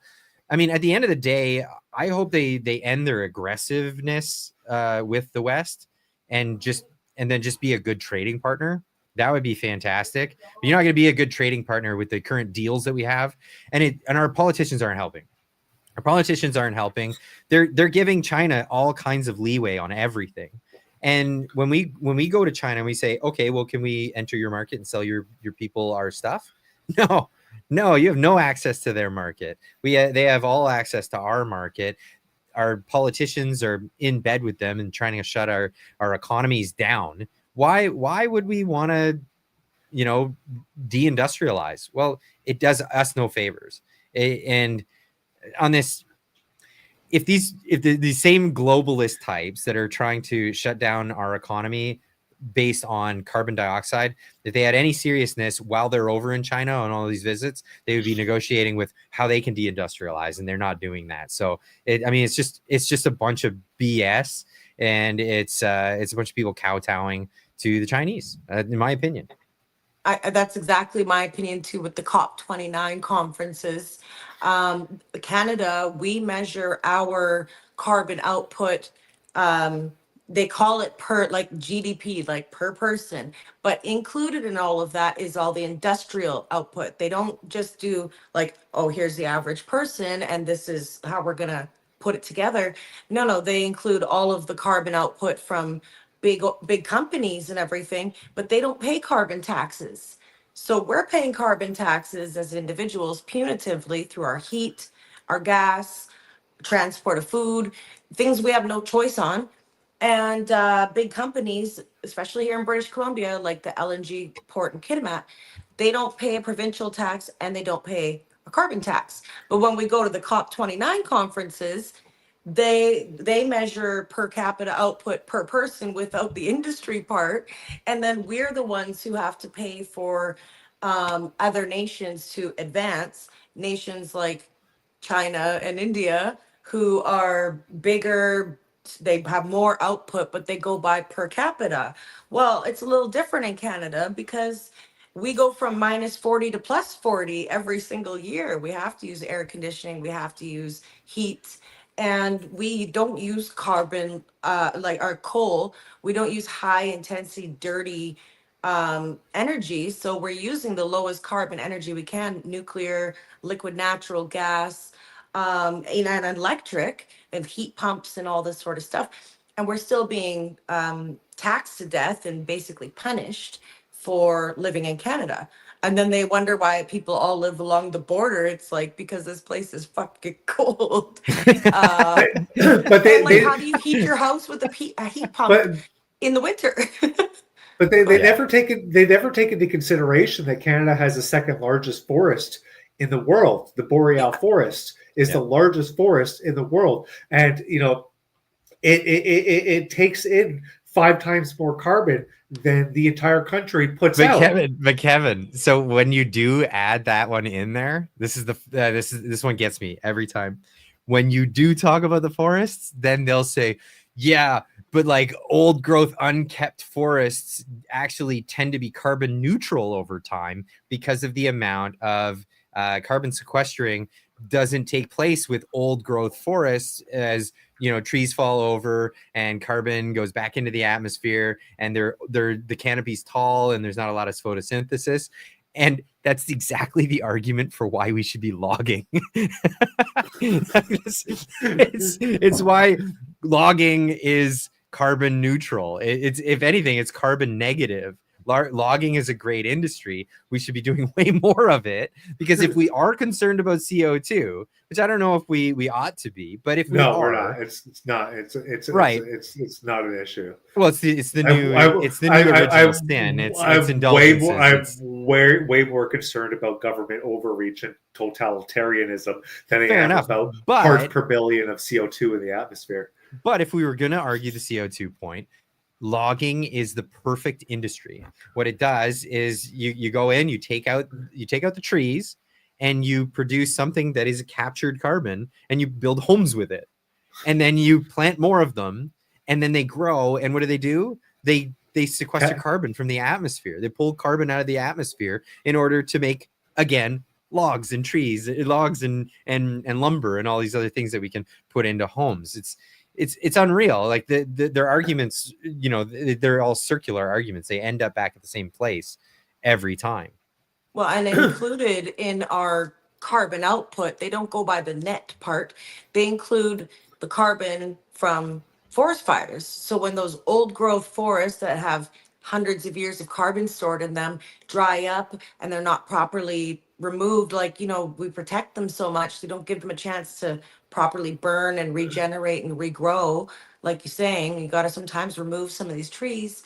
Some of these trees are, when they're lighting on fire and they're not being put out at all, because we don't reinvest the carbon tax into actually fighting fires or anything like climate change. No.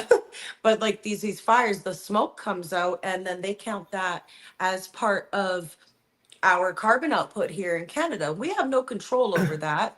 So that's a little unfair, but they don't use the net, which is what happens after we take out all of the, using the trees, like how much carbon dioxide do they suck in and how much oxygen is put out. And then that number is like under 2%. Like it's very small, the amount that we put out globally for the size of our country, because we don't have that many people. And and another thing they like to talk about, where our CO2 levels are at danger level. I think we're at like a little bit over 400 parts per million. The highest level it's been in the last 800,000 years. But they don't tell you for the billion years before that, our CO2 parts per million was over 1,000, over 2,000. So, Earth has been, the average amount of CO2 parts per million over the lifespan of the Earth, during some of the greenest parts of our history was well over 1,000 parts per million. Wow. And now they say that our danger level is at 400, and we need to no, you guys. Do you know what the CO2 in the atmosphere was at the Cambrian explosion when life began? It was it had to be over 2,000, probably 10,000. 6,000. So there you go. Yeah, it was massive. It was 2,000 in the Jurassic period, when large animals roamed the earth that required a lot of oxygen. So who killed the did the SUV kill the dinosaurs? Yeah, that's right. It was the modern mom wagon. It's an absurd argument. It really is an absurd argument. I don't get on board with it. But they tell you that they're communists, right? Their whole plan is, okay, this is a problem, so we're going to raise your cost of living so high that you can no longer afford to do things, and that would reduce your energy and save the planet. That is literally communism 101. It's communist ideology. It's communism dressed in green. Liberals will tell you, but liberals are retarded. Taxes. So they say they don't raise income tax. Yeah. We have to remember that the largest increase of tax has happened over the last 9 years in the form of inflation. Just because it wasn't, a tax that they pass through the House of Commons. Inflation tax is the most insidious tax out there, and Yes. we've had and the Canadian dollar has lost 50% of its value over the last 4 or 5 years alone, which is why prices have doubled. So the tax that the government has passed on to the people in the form of inflation has been the highest tax increase in the history of Canada. Yeah, So absolutely. crazy. Because it's a tax on savings, right? And it's a tax on what you can possibly earn in the short run, but what you could possibly earn, because your wages will go up because of inflation. But will they yeah, go up nominally, or will they go up in real terms? They well, they usually won't. go up nominally. Yeah, just It's nominally, not in real terms. No, not ever. It really. It tends to be like a loss of value in your labor and a loss in value of whatever you had saved up until that point. So if you think about it, like you're taxed federally, then provincially, then you pay CPP, you pay your UI or EI, whatever they call it these days. Employment, unemployment, who cares? You need money because you ain't got a job. It's like you have to pay all these deductions, and then you're paying, on the purchases that you make. But then on top of that, and they're hiding taxes all over the place. Alcohol taxes that aren't you don't see at the till. Gas taxes that you don't see at the pump. All of these things that are just hidden in the price, and then they go for your bank account. Whatever's in your bank account, they're just going to take a slice of that pie. And the number doesn't change, but the value of what was there is diminished. And that's the same as stealing from you, taxing from you. It's unbelievable. Yeah, the CRA just totally took. You remember the loan during the pandemic that the government was giving out to all the small, SEBA loans. SEBA The loans. little tiny loan that ballooned into a massive loan, and they have all these small businesses had to pay back during like this whole crisis of inflation and everything. But like in Lytton and other cities in our province here in British Columbia, towns that literally burnt to the ground and no longer exist, those businesses still had to pay back the CRA for those SEBA loans when their businesses ceased to exist. Yes, they devastated people beyond devastated. And then our government, after all was said and done, all those carbon taxes we paid, none of it was used to prepare British Columbia for natural disasters. They instead didn't give us any federal money that was promised. You remember Trudeau came out to Lytton, Merritt, Spence's Bridge, Abbotsford. Lytton, isn't that the city that burned to the ground? Yes, and they have to pay back their SEBA loans, those businesses that don't exist. And then the feds didn't give British Columbia any of the money. They promised us $2 billion in 2021 and 2022 that we would have had by now to emergency fix our highways, fix our dikes and our pump systems and just everything, all the destroyed cities from the floods and fires of 2021. And they just told us a few months ago that we're not getting that money anymore. It was removed from the budget. So once again, the West gets left out, but they have no problem collecting our carbon tax. In British Columbia, we don't get tax rebates. We don't get what do you call it? The carbon tax kickback, the one that 8 and 10 people apparently get. Quebec doesn't get it either. Oh, okay. But I'm not sure how their system works. Yeah, but Quebec doesn't have a carbon tax. They don't have carbon tax. They don't pay it. There's no carbon tax. Yeah, there's no carbon tax. We have a cap and trade system. But the thing is, what Quebecers don't understand a lot of times is they still have to pay the carbon tax, because even though they don't have a carbon tax and it doesn't affect them immediately in their surroundings, anything that's shipped into you, shipped into you, they're coming into Quebec. They're paying carbon taxes on the way, every step along the way, and then they get to Quebec, and then you're paying the higher prices because of it. So unless you're buying only local, you are indirectly paying the carbon tax. So here's a question for you. If we tax carbon as a way to punish people from pushing out carbon, what is the argument for income tax? Oh, I know. Are we, Yes, consumption taxes, or are we yeah, punishing people to work? yeah, Yes. yeah. I So mean, like, Yes.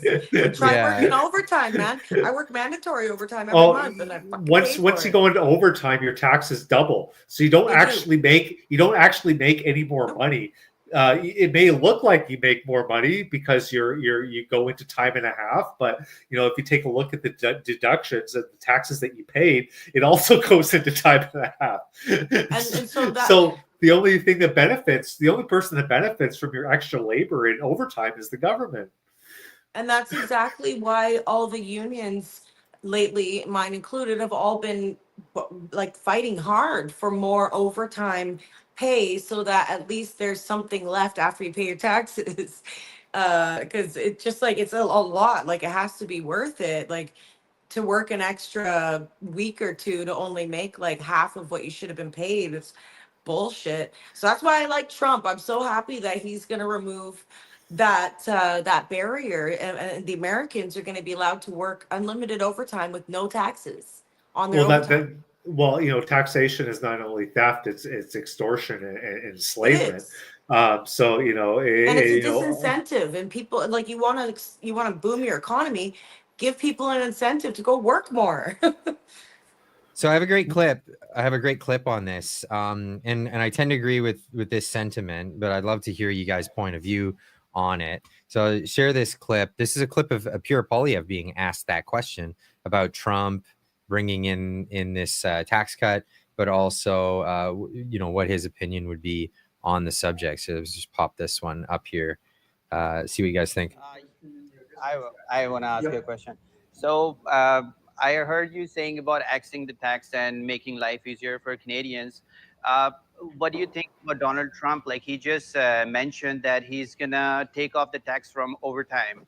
So are you thinking something like that? Because a lot of Canadians are working like really hard, and they get a lot of tax taken from overtime. They're just doing overtime because it's very hard to afford. So are you thinking about that, like considering like overtime tax cutoff? I'm open to it. I'm definitely open to it. We need a big tax cut to reduce, particularly for people who are working overtime. Right now, people are, it was funny. It was at the Thunder Bay grain handling terminal, and the manager said, I gave everybody a bonus. I thought they'd be happy. Then the pay stubs went out for that year, for that month, and everyone was in my office saying, the government took it all. Yeah. They got a bonus, so they move into a higher tax bracket. The government swoops in and takes the fruits of the workers' labor, and it takes from the mouth of labor the bread it has earned. This is like a war on work that we have in this country. So I'm open to it. I'm going to study it, figure out how it would work, and how I want to make sure whatever we do doesn't cause more administrative and complexity, where people have to say, well, this income was from regular hours and that income was for overtime hours, and now you have to worry about auditors coming in and checking which hours you were taxed at which rate. So we have to make sure that it doesn't end up creating too much complexity and so on, and fueling more bureaucracy. That's the argument there. You don't want to create another bureaucracy that would just cost us more money, and then we have to tax it from people in the long run. We need to be able to simplify the tax code, not add more issues to it. So, I mean, this idea of tax brackets, just hold on. The idea of tax brackets is the whole reason why this happens to people. What if we just got rid of these damn tax brackets and said, you know what, we pay this much? How about a flat tax? How about ideas like that, where you pay, but you pay percentage wise on everything. You don't get bumped into another tax bracket where they take all of that money away and then you have to squirrel away and hope that the government gives it back to you at the end of the year. No, how about we just simplify the tax code and just make it easy? You have a cheaper time with your tax accountant and your bookkeepers as well. They'd have less work. They'd be able to go do more other stuff. That would be fantastic. I just think it's the whole idea of having to pay taxes is ludicrous, especially when you have a country the size of Canada that has the population the size of California. When we have the third largest oil reserve on the planet, the fifth largest gold reserve on the planet, the second largest forestry reserve on the planet, and one of the largest fresh water systems on the planet, and one of the largest uranium deposits on the planet. Everything that the world needs in abundance. You'd think that we'd be able to create something that would allow the government to fund itself with not taxing Canadians into slavery unless that is their goal. Well, that's one of the biggest problems we have right now is that the way that they've structured it like that, people are investing in property to evade paying property income taxes, and so people now are getting hit with that income tax. But we have almost 40% of our GDP in our country tied up in real estate. So why don't we reduce taxes on income from working and get people working more and start taxing housing more property taxes, keep our taxes local and get people more working. Like the way I look at Canada is, in my opinion, I almost feel like we should be like our provinces should almost be our own countries. We're too big to be one country like this. Like, and even if we want to be unified like this, then we need to change our entire tax system because we've got like so many, it's so arbitrary. Like, for example, everybody knows we pay more taxes than the Americans, but our average house prices are double of Americans, and our income is like 30,000 less per year than the Americans. So it's the disparity, and it causes brain drain. Our richest province is like poorer than America's poorest state. Yes. In British Columbia, we have 1/3 the healthcare workers of Alabama. Like that's an issue, and we have a lot of seniors. Depending on where you go in the States, your house tax might actually be more. That's true. It is like true. I think in Texas you pay more in for your home, your taxes, but your income taxes and state taxes are very low. So well, it's because the state tax is zero in Texas, but it depends on where you are. The tax rate for your home tax is higher or lower. It depends on where, and it's because of the things that they're actually, these neighbors are competing with each other. These municipalities compete with each other to draw in residents, and they're like, yeah, no, we offer these great things, and people are a little bit more sticklers. I find in the United States when they're paying high municipal taxes. They want something out of it, and other places have cheaper municipal taxes, and you have potholes, and you have things, and things don't get done, and that there's trade-offs to that. In Canada, they just gouge you, and you just deal with it. Like, and if you don't like it, you'll just be replaced by 10 more people. Like that's it. That's how we're propping up our economy right now. We're mass importing people instead of innovation, tech, building new businesses. There's barely any new job creations unless it's in the public sector, working for one of all three levels of government. We have like you say, like socialism. Our system has gone so backwards that everybody's disincentivized to become more productive. And we have a productivity crisis in this country, and you can see it with our GDP per capita is falling, and that's why they don't use that measurement when they're calculating the CPI. Here's a question for you: how come they don't use a GDP per capita, but they use carbon emissions per capita? That's what I posted about. That's funny. That's really funny. They measure our GDP output not per capita, but they measure our carbon output per capita, including all of the companies that don't even pay a fucking carbon tax. That's why I'm mad. I'm sick of this carbon tax because it's not real. Have you seen anything invested into preparing communities for climate change? It's not earmarked. That's the thing. Like none of the money is earmarked. General revenue. It just goes. It's just general revenue. I can tell you that it's January 1st. Well, it's about 30 minutes away from January 1st where I am, and there's no snow outside. So clearly the carbon tax is working. Okay. We're having a Pineapple Express out here in BC too. It happens every like 4 or 5 years. It's a normal. Warm. Yeah, it's a normal thing. We get this every so often. So It much has rain. we like here in Squamish we haven't had any snow. We had a sprinkling, but it was gone in a second. Like it was literally a sprinkling. It was like dandruff. We haven't had any snow, and I'm not complaining. I love these years because we're not shoveling, we're not dealing with the stuff, we're not worrying about any of that. But yeah, it is getting close to that time. Hold on, let's get this up here. It is 11:23 if you're in Ontario or Eastern time right now. It's getting close to that time where we can wipe the slate clean and say we're not wiping Trudeau's slate clean. We're not wiping the Liberals' slate clean. We're just going palate cleanse. Let's go into 2025 with a new approach. We're hoping for a better time. We got some good neighbors coming in from the south. We're hoping for a bit of political change there, and we've got some a possibility of a sea change here in Canada. We don't know when yet. We know it's going to be rather soon, and it's going to be rather entertaining in my estimate anyway. I mean, what do you guys think? I think it's going to be funny. I think it's going to be a lot of laughs. Okay, fight.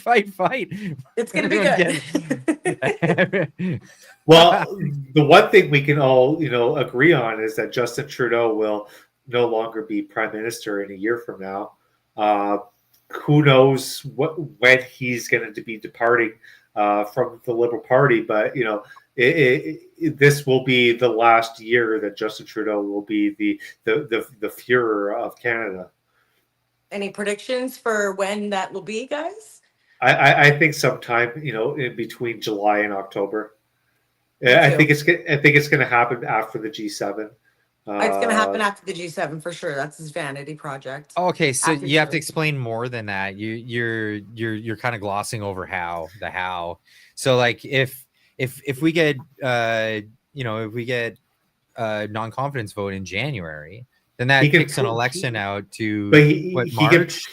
He can prologue Parliament before that even gets so aground. that's the how. That's the how I was wondering. So you believe that he's going to prorogue? Yeah, like why wouldn't he? He's not going to let Jagmeet Singh and Pierre Poilievre get the best of him. He can prorogue Parliament, and I looked at it. You can prorogue Parliament for up to a year. Yeah, till the next sitting. So it would eliminate all of this year. They would rise in, I think it's May or June, and then they would sit again. They come back in the fall, and that's like the September, fall setting. October. That's when they would come back. If he prorogues, it's for the entire sitting session. And that completely destroys. I mean, not that he has a chance of winning. So what I think will happen is there will be he'll call a leadership review, and that the NDP will support that. I think Jagmeet will say that's a fair trade-off. I support a new leader for them. Let's go ahead with that. That'll take 4 to 6 months. That'll get him through till the end of June, and then he'll call an election, drop the writ. It'll have to be before the regular time anyway. It'll be like late September. So exactly. if we get an early election, it'll be 3 weeks earlier than scheduled. That's it. And then everybody's like, "Oh, we won." Jagmeet Singh said, "We did it. We forced an early election." Yeah, I like that name, by the way, Shiba Winu. That's outrageous. It is outrageous. It totally is. It wouldn't surprise me if Jagmeet Singh, tweets out, any Liberal MP who doesn't like Justin Trudeau, come join the NDP, and maybe we can merge the two parties together, and if you don't like Justin Trudeau's reign of terror, you might be a little bit happier under my reign of terror, and you know what? I might buy you a Rolex from the Pacific Mall. I could see something like that happening. So I'm hoping that there won't be a leadership change. I want Justin Trudeau to be at the helm when we go to the next election. I'd like to see him take that role and go down with the ship, take it down with him, because there is a chance that the Liberals will get more seats if not if they put out Chrystia Freeland.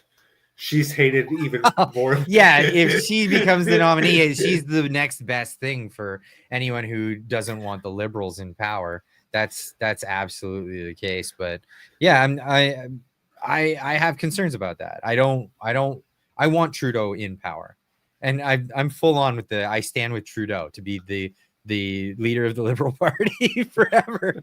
I want them gone. I want them wiped out, because every one of those, even the backbenchers, voted along for, you know, the Emergencies Act. They voted for some pretty egregious things, and I want them out. I don't want them to be able to keep their jobs after that stuff. You might as well just make Mark Garretson the prime minister. He didn't even get a cabinet pick this go around. I mean, like, when it's so bad that you're picking like relative nobodies. You got your babysitter as like the guy who's like watching the border. You changed your diapers, now he's changing your cabinets. He's finance minister. He's a finance minister. He's finance minister. Yes. He was watching the borders. Now he's a finance minister, and yeah, and then Garretson just still didn't get a pick. Like, come on. He's like, I was just hanging in there. I thought it was my turn. Like, nah, no, not having it. You're not getting it. Look All at right. George Shahal. George Shahal didn't get a cabinet position. He freaked. He's I the one know. that wrote that letter. He I know. lost it. He's from Calgary, right? He lost Bitter little it. porch pirate. He's the one who wrote the open letter to like for him to step down, right? And he got a cabinet pick. Oh, it's so funny. Oh, And he voted confidence in the prime minister. What, like 2 weeks before that, at the last opportunity that they had, he supported the government. So it's like he knew what he was doing. He was just an opportunist. Dark Singh says Mark Garretson has a head injury. That's a big injury. Look at the size of his five head. Yeah, that's a big injury. I'm gonna get into some of these super chats because I don't want them to pile up too much. Let's get into this. Trudeau is a commie for $10 says, I was talking to a DOT inspector just last month, and I asked why aren't they kicking them off the road. He told me that they scream racism and the courts drop the tickets. Disgusting. That's awful. Like, Department you gotta of Transportation is on them so hard. Hold your ground. If people fraudulently call you a racist, like there are some people I've heard some sentiment out there is pretty damn racist these days. But like, if you're not a racist and people hurl that at you, don't let them just walk all over you. It's the I want to get away with what I did card. And if you're a judge or whatever, hold your ground, stand your ground. They did something wrong, let them pay the fine just like anybody else will. Because if you don't, that's racism. That the like, oh, I'm worried about the person who's a visible minority, coming at me, so I'm going to give them special treatment. I don't believe in special treatment for anybody. Everybody should be equal. You know what? This whole racism thing. Call a black person a racist, he'll laugh in your face. Call a Chinese person a racist, they'll laugh in your face. Call an Indian person a racist, they'll laugh in your face. Call a white person a racist, and he'll spend the next 45 minutes arguing with you as to why he's not a racist. Yeah. Just it's not. Just laugh in their face and say your words are meaningless. GFY. Yeah, I'm so used to dropping the swear bombs on Twitter. I have to step back. Yeah, please step back. A little bit. Yodi Bear with a 279 super chat, and then following up with another 279 saying, "We need a Steve Bannon in Canada." Steve Bannon would be great. An Elon Musk would be great. A Vivek Ramaswamy would be great. There's a whole list. There's a whole list of fantastic people that we need a Ron Paul. We need a Ron Paul. We need a Ron Paul. We need a Ron. I'm with you on that. We need to have your Melee. Oh my gosh, I love him. Long live freedom, damn it. Yes, absolutely. Trudeau Tampon, great name. With the 279 super chat says dodged bags of cement in cube van on the highway. Oh, that's scary. That's scary. Bags of cement are definitely terrifying.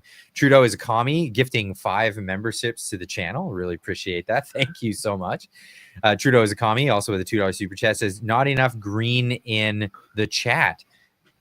Being who your name goes green when you're a member. So thank you so much for including more people in that. Everybody who became a member because of Trudeau as a commie, go in and give him a big old thank you and a happy new year. Thank you so much. Myron Ans for $5 says if Trudeau stopped talking, he'd reduce the carbon emissions by 150%. There you go. True. That It's true. it is true. That's a fact.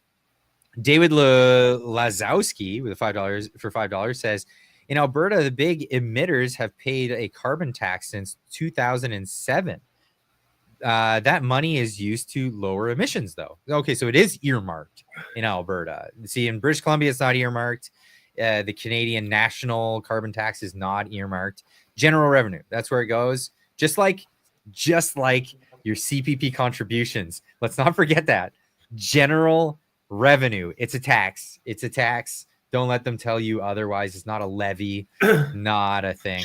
Myron Ends for $5 says this thing Trudeau is actually adding to global warming by talking about everything. Okay, same sentiment. Shut up, and you'd stop spewing out all that CO2 and going to your flying across the planet to see Taylor Swift and whatever other like totally normal 50-something-year-old man activities.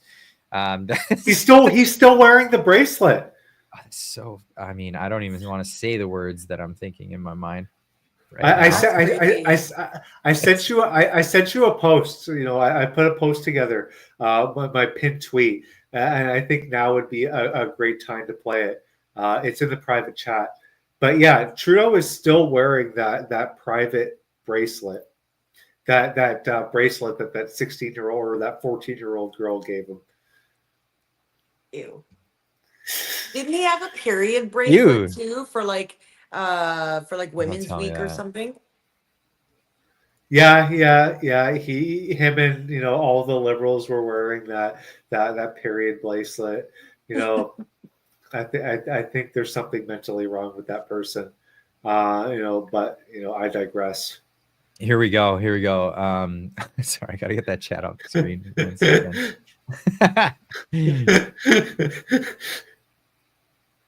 Okay, here we go. Here's the pinned tweet. Remember when Mark Holland said we're going to the summer cottage? We'll cause the planets to burn. You going. Yeah, you taking your trip to summer cottage. I remember that. Go to your Winnebago. You're gonna destroy the planet with your Winnebago. But well, Justin Trudeau just used 5 times more fuel flying one way to BC than an average Canadian uses per year. Remind me again how carbon taxes save the planet from burning. This is crazy. Good news, kids. You can take a summer fun time vacation where you're locked in a car for 10 consecutive days, nonstop with no bathroom breaks. And the Conservatives have a plan for you to have that summertime fun. And the cost? Give up the future of the planet. Don't worry, kids, about climate change. Don't worry about taking action on the planet. Enjoy your 10 hours in the car and let the planet burn. Good news. What a great post. I'm reposting that. That's hilarious. Oh yeah, what a psycho indeed. Holy cow. What a nutbag with his bow tie. Uncle Mark is drinking again. Yeah, right. Okay, let's move on, get through some of these. Trudeau is a commie for $5 says if climate change was real, why do banks give 25-year mortgages on oceanfront property? It's probably because they don't believe that, the insurance companies wouldn't believe that. The banks don't believe it. None of them believe it. Yeah, that you're right. You're right. Trudeau's commie also with another $5 says Quebec needs to tap into their natural gas resources, $2.3 billion natural gas alone. Yeah. And you know how they would do that? From the balkanization of Canada. I really believe in that. What you were talking about earlier, Brat, you were talking about the idea of the provinces all being their own government entity.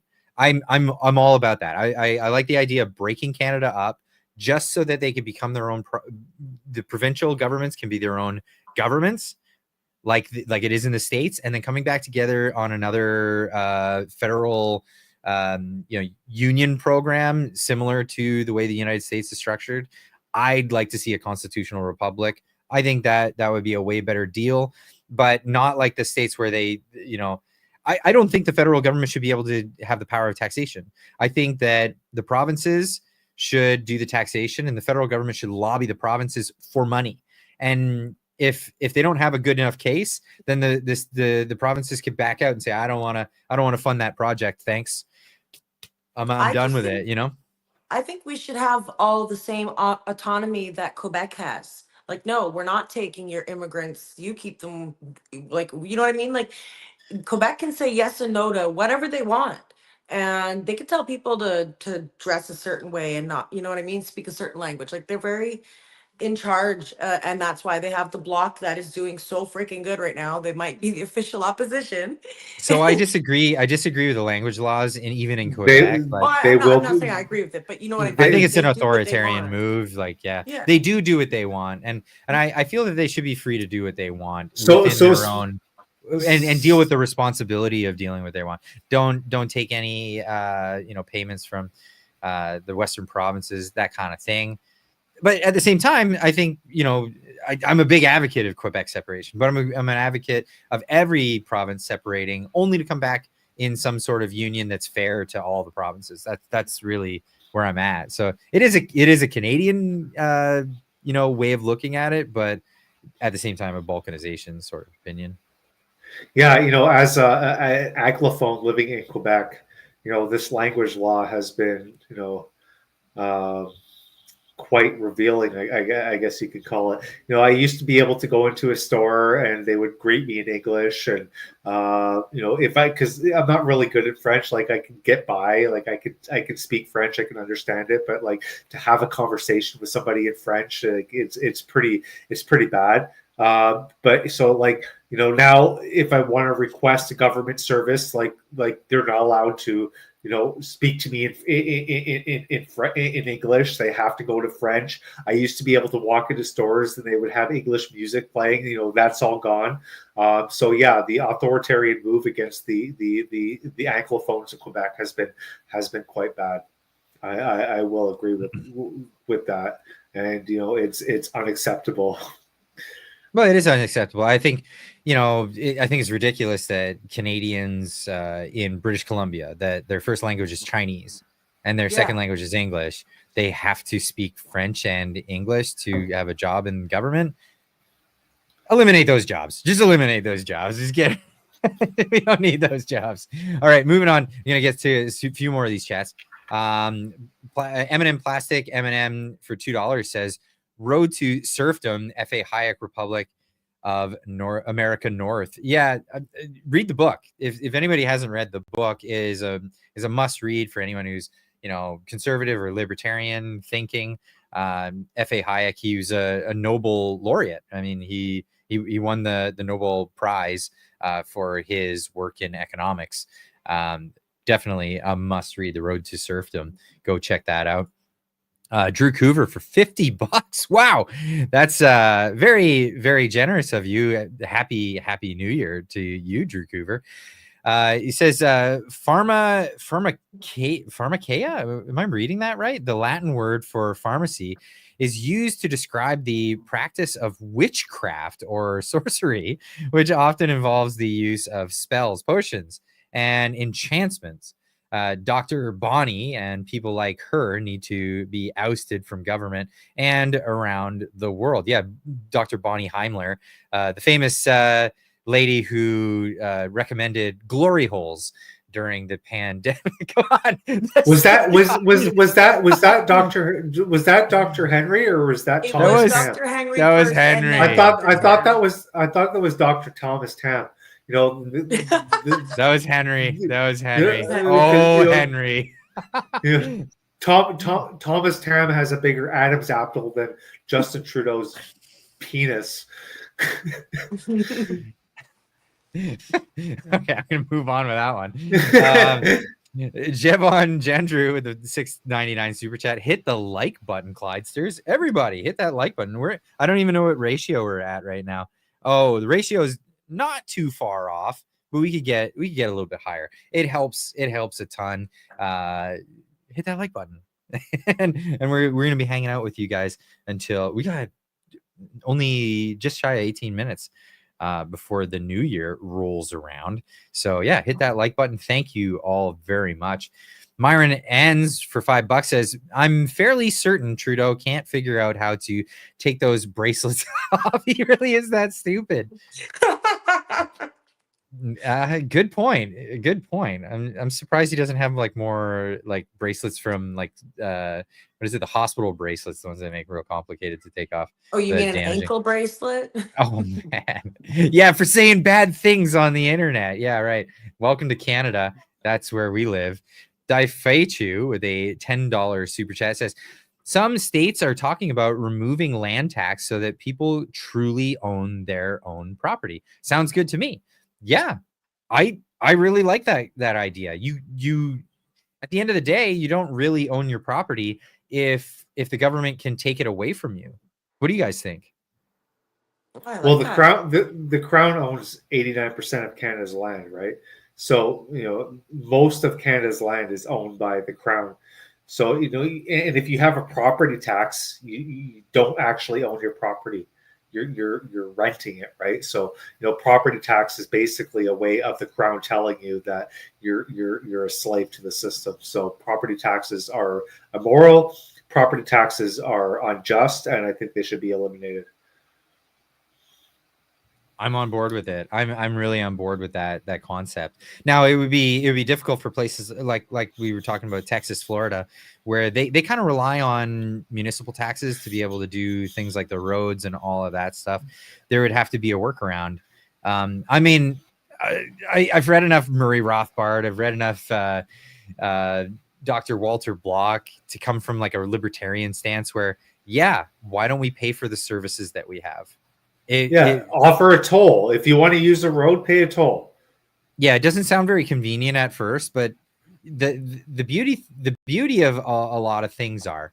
So just think of all the services that you use other than government services, other than roads and things like that. Netflix. You use a number of services. You got ISPs where you're getting your internet from. You've got mobile providers. You've got all these other things. Say just limited to the internet, right? You have a number of different, Netflix, you have Amazon, which includes viewing TV and stuff. But then you have the Prime, and then you have X Premium. You have X Premium. You got the blue check on X, paying $10 a month. If you got Premium Plus, you're paying $30 a month. Right. So the argument here is from a lot of proponents of having government with taxation and all this stuff is, well, I don't want to have to pay for all these services because it'll be really inconvenient for me to pay for all these services. But if we look at the way the internet's been going, they've made it very convenient for you to pay for all these services and cancel the services if you feel you don't like them anymore. And I think that we should have that sort of opt-in, opt-out when it comes to things like driving on roads and all these other things. How are you going to stop people from poaching on roads? Well, you put cameras, and we've got this all figured out. It's not like we can't do it in a different way, but I like having these conversations where you coming up with different ideas instead of just the lazy argument of, well, the government doesn't do it. Well, who's going to build the roads? Like people build private roads all the damn time, and they're some of the best roads actually, especially. Go ahead. If you think about it, so like I walk out of my house and I want to go get a burger from McDonald's, and I can't because there is no road, because the government hasn't built a road. Meanwhile, they built a private industry has built an entire community and has built an entire city, but they can't figure out how to build a road, a flat service that drives 3.5 kilometers to connect one location to another. It's ludicrous. It makes no sense. Yeah, so like a lot of illustrations have been put out by, like I said, Rothbard, Hayek. I think even gave some explanations for this. Dr. Walter Block is really fantastic at getting into the nitty gritty details of these things. But yeah, the businesses join in a venture to make the road available for all the other things. It's just like a shopping mall. Like a shopping mall is the same idea. Somebody owns the shopping mall and they say, well, we're going to create all this space for retailers to come in. These things are available. Like the same kind of venture capital is available in the real world. Japan is a perfect example of this. If you go to Tokyo and you don't want to use like the roads that are down below and you want to get somewhere quick, they got roads and they're pennies. Like they're pennies to get on and get off. And they're fantastic.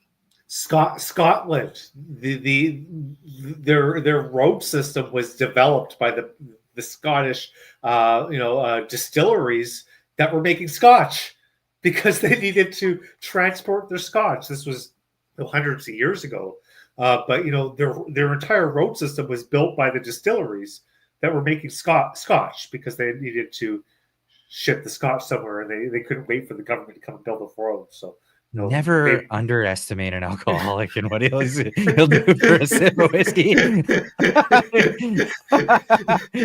really is a thing. It really is a thing. Holy cow! Yeah, they'll go for it all the way to the Highlands and back. Oh, I love that. That's too funny. Keepa says, I lived in Florida for years. California as well. I see clear differences. Even in a leftist state like California feels more conservative today than Ontario easily.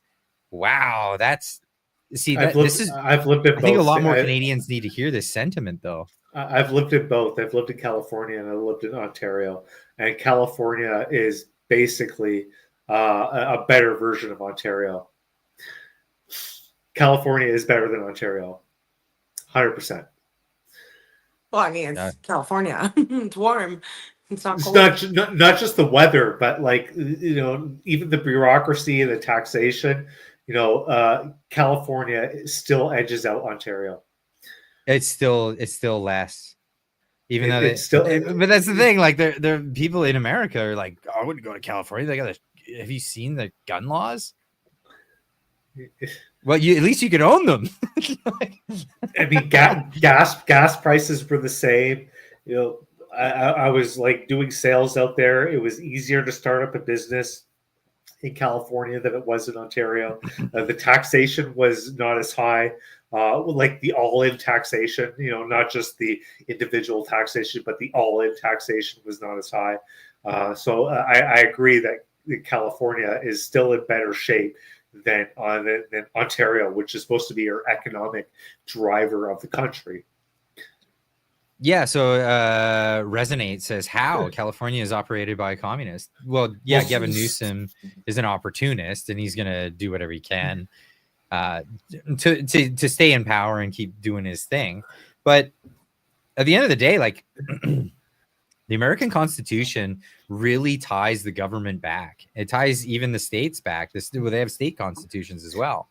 There are certain rights that shall not be infringed upon. And even though they try their damnedest to say, well, there's a comma in there and things like that, they just can't.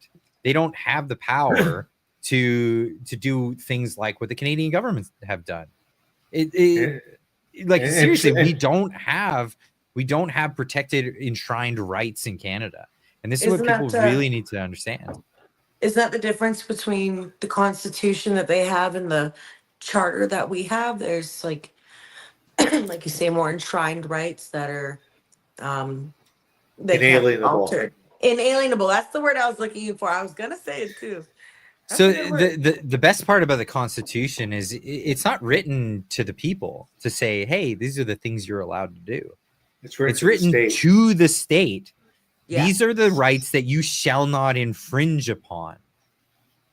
Well, there's a big difference to start from that premise. Yeah, the Constitution, the Bill of Rights is it's a bottom up, right? It's the people telling the state, we have these inalienable rights, and we're going to transfer a portion of our rights to the state to dictate and to do what you need to do. Whereas in our system, in the Westminster system, in the British parliamentary system, it's the government telling the people, these are the things that you're allowed to do. So the British system is top down, whereas the American system that they try to do was bottom up.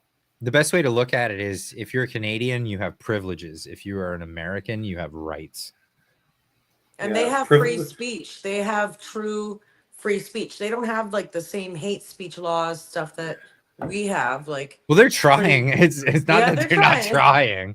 It's that Constitution really binds them from being able to even get close to that. In Canada, they can trample all over. I mean, there is no constitution. Well, we have a constitution, but it's not like the U.S. Constitution. And we have the Charter of Rights and Freedoms, which was made by Pierre. Except when it's inconvenient. That's the whole notwithstanding clause. Like, and it's up why would to you have who deciphers it? Well, and I mean, literally, there's a notwithstanding clause that says, well, if it's not convenient for us. I mean, the whole point of putting together a charter or a constitution is to say, you shall not infringe on these rights. Don't list the rights if there's a way out. Pierre Trudeau was a communist, and he put Section 1 of the charter was a clear indication that he was a communist. The whole piece of paper with Mao and wrote a book about Mao. Absolutely. But at the end of the day, even the American Constitution, even the American Bill of Rights, can only withstand the amount of demoralization of society. If you demoralize society, then that piece of paper is worthless. We only have a few minutes left. I have to take a quick pee break. I'm going to be right back, and then we're going to do the countdown. So bear with me, guys. You guys keep. All right. So Brat, we chat a lot back and forth. I believe this is the first time we've had a formal conversation. So it's nice to see you, and Happy New Year. It's nice to meet you, and Happy New Year. We finally get to see each other. I know that there's a lot of people, especially on the conservative side, that does not like me, but that's okay. You actually thought that I was PPC for a long time, so that's the brand that I get a lot. But no, I'm not PPC. No, I'm not CPC. No, I'm not anybody. I'm not any party. I'm an anarcho-capitalist, like completely against the idea of the state. And I agree with you that we should be eliminating the government altogether, at least in Ottawa, and transferring the powers to the provinces. And we can balkanize down from there. Like, there's no reason for Ontario to be as you could break Ontario down into at least a dozen different regions. Counties, yeah. BC as well, right? I'm pretty sure that the people of Vancouver Island have a completely different viewpoint than the people of interior BC. Just look at the polling, right? Like, the majority of British Columbia is conservative, but the polling shows that they're progressive ideologists. That's because Vancouver and Vancouver Island really controls that province. But 95% of the area BC is conservative. Northern BC, eastern, connected to Alberta. Basically what we could do is we could chop off Vancouver and Vancouver Island, and maybe sell it to Washington State for Montana. That would be a great idea. Sell Vancouver Island to Washington State, and we get Montana in return. We can we can call it a region, British Altana. We can call them Pacific Puget people. Are you guys talking about the annexation of Canada into the United States? No, just Vancouver and Vancouver Island. So here's an interesting, a lot of people are talking about the annexation as if this is something that whether or not the Canadians want this. What about the Americans? How many Americans that fought very hard to get Trump into office against this the way the system works, where California and New York, we've been deciding votes. They fought so hard, and then what? We just add another liberal left Democrat voting bloc? Like, add another why would massive, they want that? Add another massive California to the north. You have Yeah. California to the west. Just add another state of California to the north. Yeah, just think about how many Americans are like, nah, don't want you. You screwed up your place because you can't pay attention to what's going on, and you brought in a bunch of commies. You think we want that? Nah. Stay cold, Canada. And then you have Kevin O'Leary, promoting the idea of an economic union with a new currency. Dissolve the border. Like a passport, like the EU, like the currency, like the Amero, and call it the North American Union, like the European Union.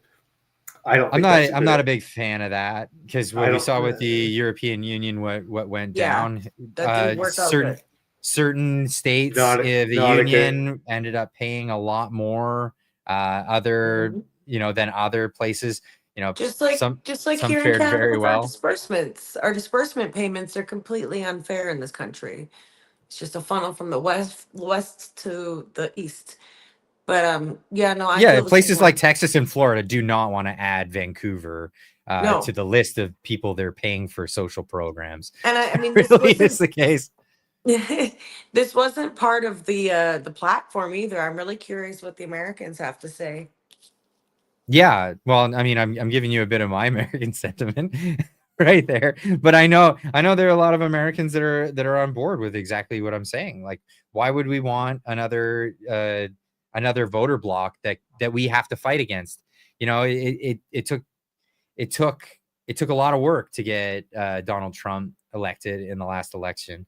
Why would we want to spoil that with a bunch of people who clearly have proven in the past where their votes are going to go? And I think Canada might have to prove themselves and say, no, watch what we do. Watch what we do in the next 4 years. We're going to turn things around. I'd like to see that. I would like to see that, and then have some stuff with that. We're at 10 seconds. 9, 8, 7, 6, 5, 4, 3, 2, 1. Happy New Year, everybody over in the eastern block of Canada. Everyone in the east, it just turned Happy New Year. We were in 2025, Wednesday, January 1st, week one of this incredible journey that we're going to be going down. There's a few of us in the West Coast are still waiting for our moment to celebrate, but I want to throw out the celebration absolutely for everybody out there in Ontario. Who's in Ontario, says Dutch Tulip.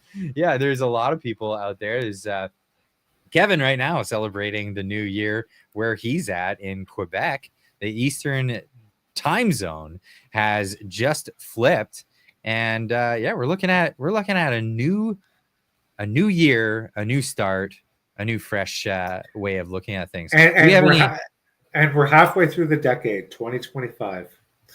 Wow. Yeah. Okay. Yeah. I didn't even consider that. We're oh my God. halfway to 2030. Pandemic. we're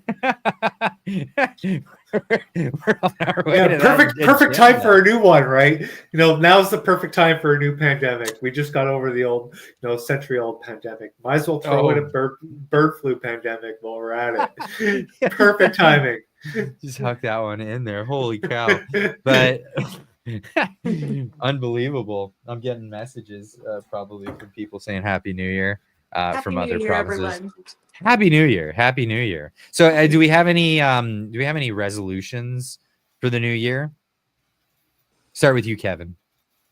I will not vote for Justin Trudeau this year. That's all you got. That's my resolution. Anything that I say would probably get this this live feed instantly deleted. So okay. Thank you for being courteous. I really appreciate that. I do. I think mine is the same as everybody. We got to get this government out, get a fresh start, and I don't know. I just want to, like, my resolution is just to like get Canada back and unified, everybody back on track, get a plan, and like just get over this trauma, like all these years of Trudeau and all the bullshit. We got to get past it, move on, and start fresh. We need a new everything, clean slate. I like that. I like the idea of pushing against this like division, because we're, you know, we see a lot of division coming from the left, and that's, you know, we've dealt with that. We've been living with that, but we see division coming from the right in some circles, and I want to eliminate that too. I don't like the idea of identitarianism. I don't like the idea of like, you know, groups against groups. We're all Canadians, you know, we're all Canadians. We can come together. We can disagree on things, but like be a little bit more civil, I think is a good resolution to be with our common man, you know.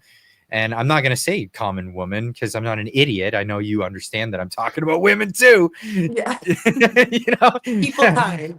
yeah, right. So we can come together with our common man, and we can get along on a myriad of subjects, and not get, you know, roped into this like divisive BS that's really just designed to tear people apart, you know. Yep.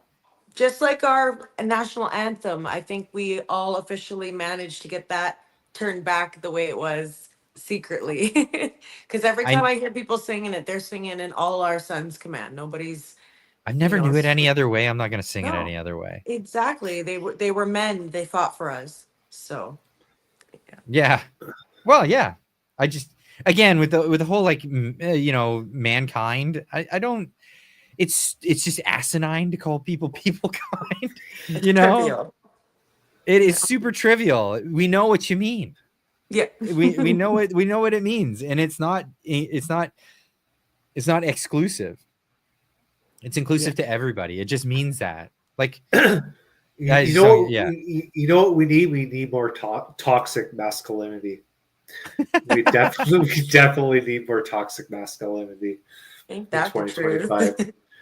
Well, yeah, that might be a little bit of help, you know. You know what we should abolish? You know what I think would save humanity? We should just abolish Starbucks.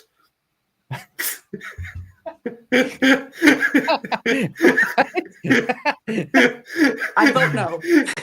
Oh, what? Okay, you're okay. You got your pumpkin spice lattes that you. No. Starbucks was like, you know, turned everybody into gay communists. You know, just get rid of. Purple-haired, rainbow-haired communists. For all those people that are looking for an alternative to, you know, to Starbucks, you know, because of the brilliant words of Kevin over here, I would like to encourage people to go over, try the coffee from Clyde Do Something. We've got the Clyde Brew Something lineup. It's fantastic. Get on over there. We found a new distributor. Oh, sorry, not a new distributor. We found a new what would you call it? A mailing service. We don't use Canada Post anymore. It's cheaper. It turns out when they went on strike, we found an alternative for them. It's cheaper and they deliver it better. So sorry, Canada Post, never going back to you. Done. You're done. You're done. And we're delivering coffee across the nation. Check it out. It's home. Well, it's not home brewed. It's I'm involved in the Clyde brewed process. It is Clyde brewed. So a good friend of mine, Yuji, he is the master roaster, and we got together and we decided, hey, why don't we do this? He had a coffee company, or has a coffee company, and why don't we collaborate and we make something that would be good for the community? And you know, we have a number of awesome coffee roasts. We came together, decided on some particular flavors and profiles and tastes, and we really like it. So if you want to get away from your $5 coffee, you can go get a Clyde Brew Something coffee. Enjoy that. When I'm doing my videos in the morning, you see me sipping out of my cup. That's exactly what I'm drinking. I'm on that, and I hope to see more of you guys on that in the new year. That's my resolution. Sell more coffee to Canadians. And I'm looking for coffee shops out there as well, you know, freedom oriented people who love liberty, who want to work with like-minded people, give us a call, give us a contact, and get into it. We're gonna get this out there for more people. But do you have Blue Mountain coffee? I don't know what Blue Mountain coffee is. What? Like, is that a brand? That is like one of the best coffees in the world. Jamaican Blue Mountain coffee. Oh, okay. We work with a lot of like Brazilian beans. It's yes. So so coffee was developed by the Ethiopians, in the Great Rift Valley, and the Ethiopians brought it over to Jamaica, and because of their high altitude and their volcanic ash situation, Blue Mountain coffee is one of the best coffees in the world. Blue Mountain and Hawaiian coffee, and Ethiopian coffees. Those are the three best coffees in the world. I'll talk to Yuji and we'll look into that, because we do a lot with Brazilian beans. Really like the flavor profile from those beans, and it's a strong preference of mine. But it cost me $50 a pound to buy Blue Mountain coffee. Okay, so it's a niche thing. Yes. Okay, well, we'll look into it. People, if they want to get into that, awesome. We'll work with it. And the best part about all of this is we're doing small roast batches, so we have a bit more flexibility with things like that. So we can work with the changing taste of the demographic that are purchasing the coffee. So, like, honestly, when you buy the coffee, it's not some drop ship label stuff. Like, we're over there, we're testing it, we're experimenting with it, and we're making it good stuff. And it's local companies. Like, it's our local company that's putting this together, and you're supporting the channel, you're supporting like-minded people. Maple MAGA. And incidentally, one of the coffees is called MAGA Medium. It's the MAGA Medium roast. And we're making Americanos great again. That's what we're doing at Clyde Brew Something. Oh my God, that is awesome, Clyde. I have to try that now. That's so funny. Okay, well, you know where to get it. Yeah. Absolutely. Does it have a maple flavor to it though? Because that would be amazing. No, it's not Maple MAGA. It's just MAGA Medium. Oh, okay. So speaking of maple, I'm in the maple syrup capital of Canada. We should do something when it comes to maple syrup, because I live on I like 250 acres of maple syrup trees, maple megas, if you want to call it. And the maple syrup that comes out of Quebec is probably one of the best in the world. You can say Vermont is up there, but we know what we're doing when it comes to maple syrup. Well, you guys do, absolutely. That's another one of those things where there's like fraudulent stuff in the marketplace. Have you seen These are things that I didn't know, like Romano cheese. Maple syrup, 100%. Maple syrup and honey. Like, of all the things to have you seen that? Have you seen that? Have you seen that Netflix? I don't know if you have Netflix or not, but have you seen that Netflix show? There's a Netflix show that they did a whole episode, a whole series on the maple syrup cartel. Yeah, it was actually pretty good. It was pretty good. And it shows the bureaucracy of the Quebec government, and the opening scene. The opening scene, right? So this lady is like trying to get maple syrup, and the government comes in and shuts down her maple syrup farm and basically deems her unacceptable. I'm like, wow, they really captured the government in Canada perfectly, and they shut down this lady's maple syrup farm in the first 10 seconds. Yeah, 100%. Because she wasn't brutal. Yeah, because her husband died, and she was no longer the owner of the property, and it was somebody else, and because of that it triggered an issue, and a whole bunch of people came and shut down her property, and she could get out of it she could get out of, of her maple syrup company being shut down if she sold her property to the person who wanted her property shut down to begin with. So all she had to do was sell off her property and everything would be fine. That's terrible. Yeah. I watched a documentary about the maple syrup heist. It was worth like millions of dollars. I think that was on Netflix as well. Yeah, liquid gold. Liquid gold. Is that what it's called? Yeah, I think it was called that. It's liquid gold. Interesting. That's unreal. I'm gonna get some more of these super chats and make sure I'm not doubling over. Some states are talking about removing the land tax. Okay, we got that one.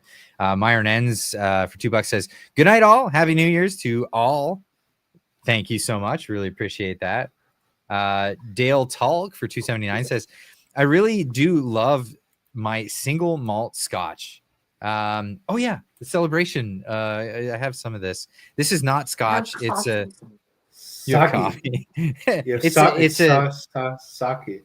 Yeah, it's a Japanese sake, and it's very strong. Looks nice. It tastes really, really good. Is it made with like rice wine vinegar or something? Not well, it's rice wine, so Rice not the wine. vinegar. Oh. Yeah, Okay, cool. but it's like it came in a really, really small bottle, and it's quite dark for a rice wine, and it looks like a whiskey. It's about as strong as a whiskey, but Oh. like with a rice wine taste. So it's quite nice. You guys make me want to go get some like maple flavored liquor now. You would really like this. It's got a bit of a sweet finish to it. I don't know if they sell in BC, but they sell in Quebec like a maple whiskey. It's a whiskey that's maple flavored. Yeah, is it I've heard of it. syrupy or is it like just got like a hint of maple to it? Oh, it's syrupy. It's like 20. It's like a liqueur. It's like 28%, and it's a maple liqueur. I don't like it personally because so it's like Fireball, but maple instead. I was gonna say it's Fireball. It's hangover in a bottle. Fireball. It goes right to your head. It's gnarly. Fireball is disgusting. I can't remember the name of the company. I wish it was coming to me. But there's a Canadian whiskey company that does an equivalent to Fireball, but without all the syrupiness to it. It's like a rye whiskey, but instead of a corn whiskey, but it's heavy cinnamon, right? But it's way less syrupy. Anybody in the chat, if you guys know what it is, I'd love to hear that. By the way, let's get to some more of these super chats. Diane Sylvain for $10 says, "Section 1 of our charter lets the government take all of our rights. It's an illusion of freedom." You're absolutely right. As Kevin was pointing out earlier, I mean, don't really have anything if Section 1 says, if it's inconvenient for us, all of the above, or all of therefore after. Sorry, guys. Nothing. Yeah. And then Diane Sylvain gifted 10 memberships to the channel. Wow. Thank you so much. Very generous. That's really nice of you. I really appreciate that. Thank you. Trudeau is a commie for $5 says, "Which country will be the first to call the WEF an economical terrorism organization?" That was Argentina, wasn't it? I think Argentina already did that. Yeah. Way ahead of you. Way ahead of you. So I'm glad to see it. Northern Perspective jumping in there with a $5 super chat. Thank you so much. Happy New Year, Clyde, and all. Stay away from the black pill. Absolutely. That's number one. Actually, that's a great New Year's resolution, to stay away from the damn black pill. Too many people stay away from pharma altogether. Nobody needs to take pills. You know what I mean? You know what I mean? So the idea that like people are getting really down. People are getting really down. And you can be critical, and you can even have a degree of cynicism. But there's a certain point where you dive off the edge and you just go into this pit of despair, and you're not doing anything. You're not helping anybody. And in fact, people that are being productive you're dragging them down and away from being of their productivity. We should be turns into a pity party. championing. Yeah, it's a whole pity party. We should be championing people that are bringing the message to more people. We should be all over that and call out people that are being black pilled and being unproductive. Let's be productive. That should be the New Year's resolution. Let's be productive and screw the black pills. Stay the hell away from those things. Well, I can tell you for a long time that, being in sales and, doing everything that I've done, misery does love company. So It sure does. So you have 4 types of people. You have adders, you have subtractors, you have dividers, and you have multipliers. So when you get a multiplier black pillar, it just creates a multiplier of divisiveness and misery, and it's not really the best thing to be promoting.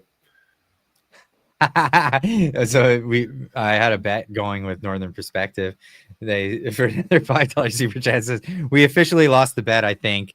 Though the election won't go until October, let us know what charity to send the $100 to. I'll let you know. Oh, we need to send it to Rachel Gilmore's account because she just lost her job and she is now, she needs to make money for rent, and she is going to start her own media company. And the only way she can, I want my $100 to go far, and spice lattes is not worth it. You can buy 20 tickets to her boyfriend's concert. Obviously, it's all sarcasm, and I'm not being serious. But yeah. I'll have to pick a good charity. I have a couple in mind. But you know what the best charities are, in my opinion? The best charities to give to. And I stand by this. Find a local church that does good work and just give it to them. Like don't bother with the formal charities and all these other things. Like find a church that's genuine in their practices and what they do, and you can tell. You go visit them a couple of times and you'll see what they're doing. I know a good one. Them the money, right? So just go give them the money, and perhaps that's what I'll have Northern Perspective do. Maybe I'll find one, or maybe they have one in their area. The best one is, and he's saying, "Screw that." Ryan, you're cracking me up. Trish Prue, I don't want to miss this one. For 279 says, pure unblack pilled my son, so wants an election. Yeah, that's awesome. I hope more people get unblack pilled in this whole thing. Sorry, I cut you off, Brett. Oh, I can't even remember now. Oh, fair enough. I'm tired. I'm sorry. I need another coffee. Oh, more coffee is always good. I don't need to do another plug, but that would have been a great segue for that. Well, it's time for me to check out. Yeah, it's that time. I think it would be great for everybody. Wish everybody happy holidays, a Merry Christmas, a belated Merry Christmas. If I didn't talk to you before that, Happy Hanukkah, if that's what your family's beliefs are, and a big old Happy New Year. I think everyone goes by the Gregorian calendar, and I'm not offending anybody at this point. I don't care if I am and you use some weird shit, but Happy New Year. It is a great opportunity for everybody to look forward into a new time with a blank slate and come with some new renewed energy for the next year moving forward. We can do great things. I think we have it in us. Let's do it, and we'll work together. And even the people that maybe we didn't like a little while ago, here or there, we can get together with them because maybe they turn their ways around. Maybe forgiveness is something that we can set as a New Year's resolution and get more people on our side to work with us to move forward to a better country, a better neighborhood of countries, and a better world with liberty in mind. That is what I'm moving towards, and I hope everyone has a Happy New Year moving forward. I want to give you guys a minute to spread your message. I just want to say Happy New Year to everyone and have yourself a safe night and get home and don't drink and drive. I don't really have much to say other than, don't do anything that I probably do. That you probably would do. All right, everybody. Cheers, everybody. And keep on trucking. We'll see you after the holiday. I'm probably going to be taking tomorrow. Well, I'm going to be doing the live stream tomorrow. Don't miss out on that. I'll be doing the live stream. I'm not going to be doing videos in the morning. I'm going to be staying up late. Everybody keep on trucking. Hasta luego.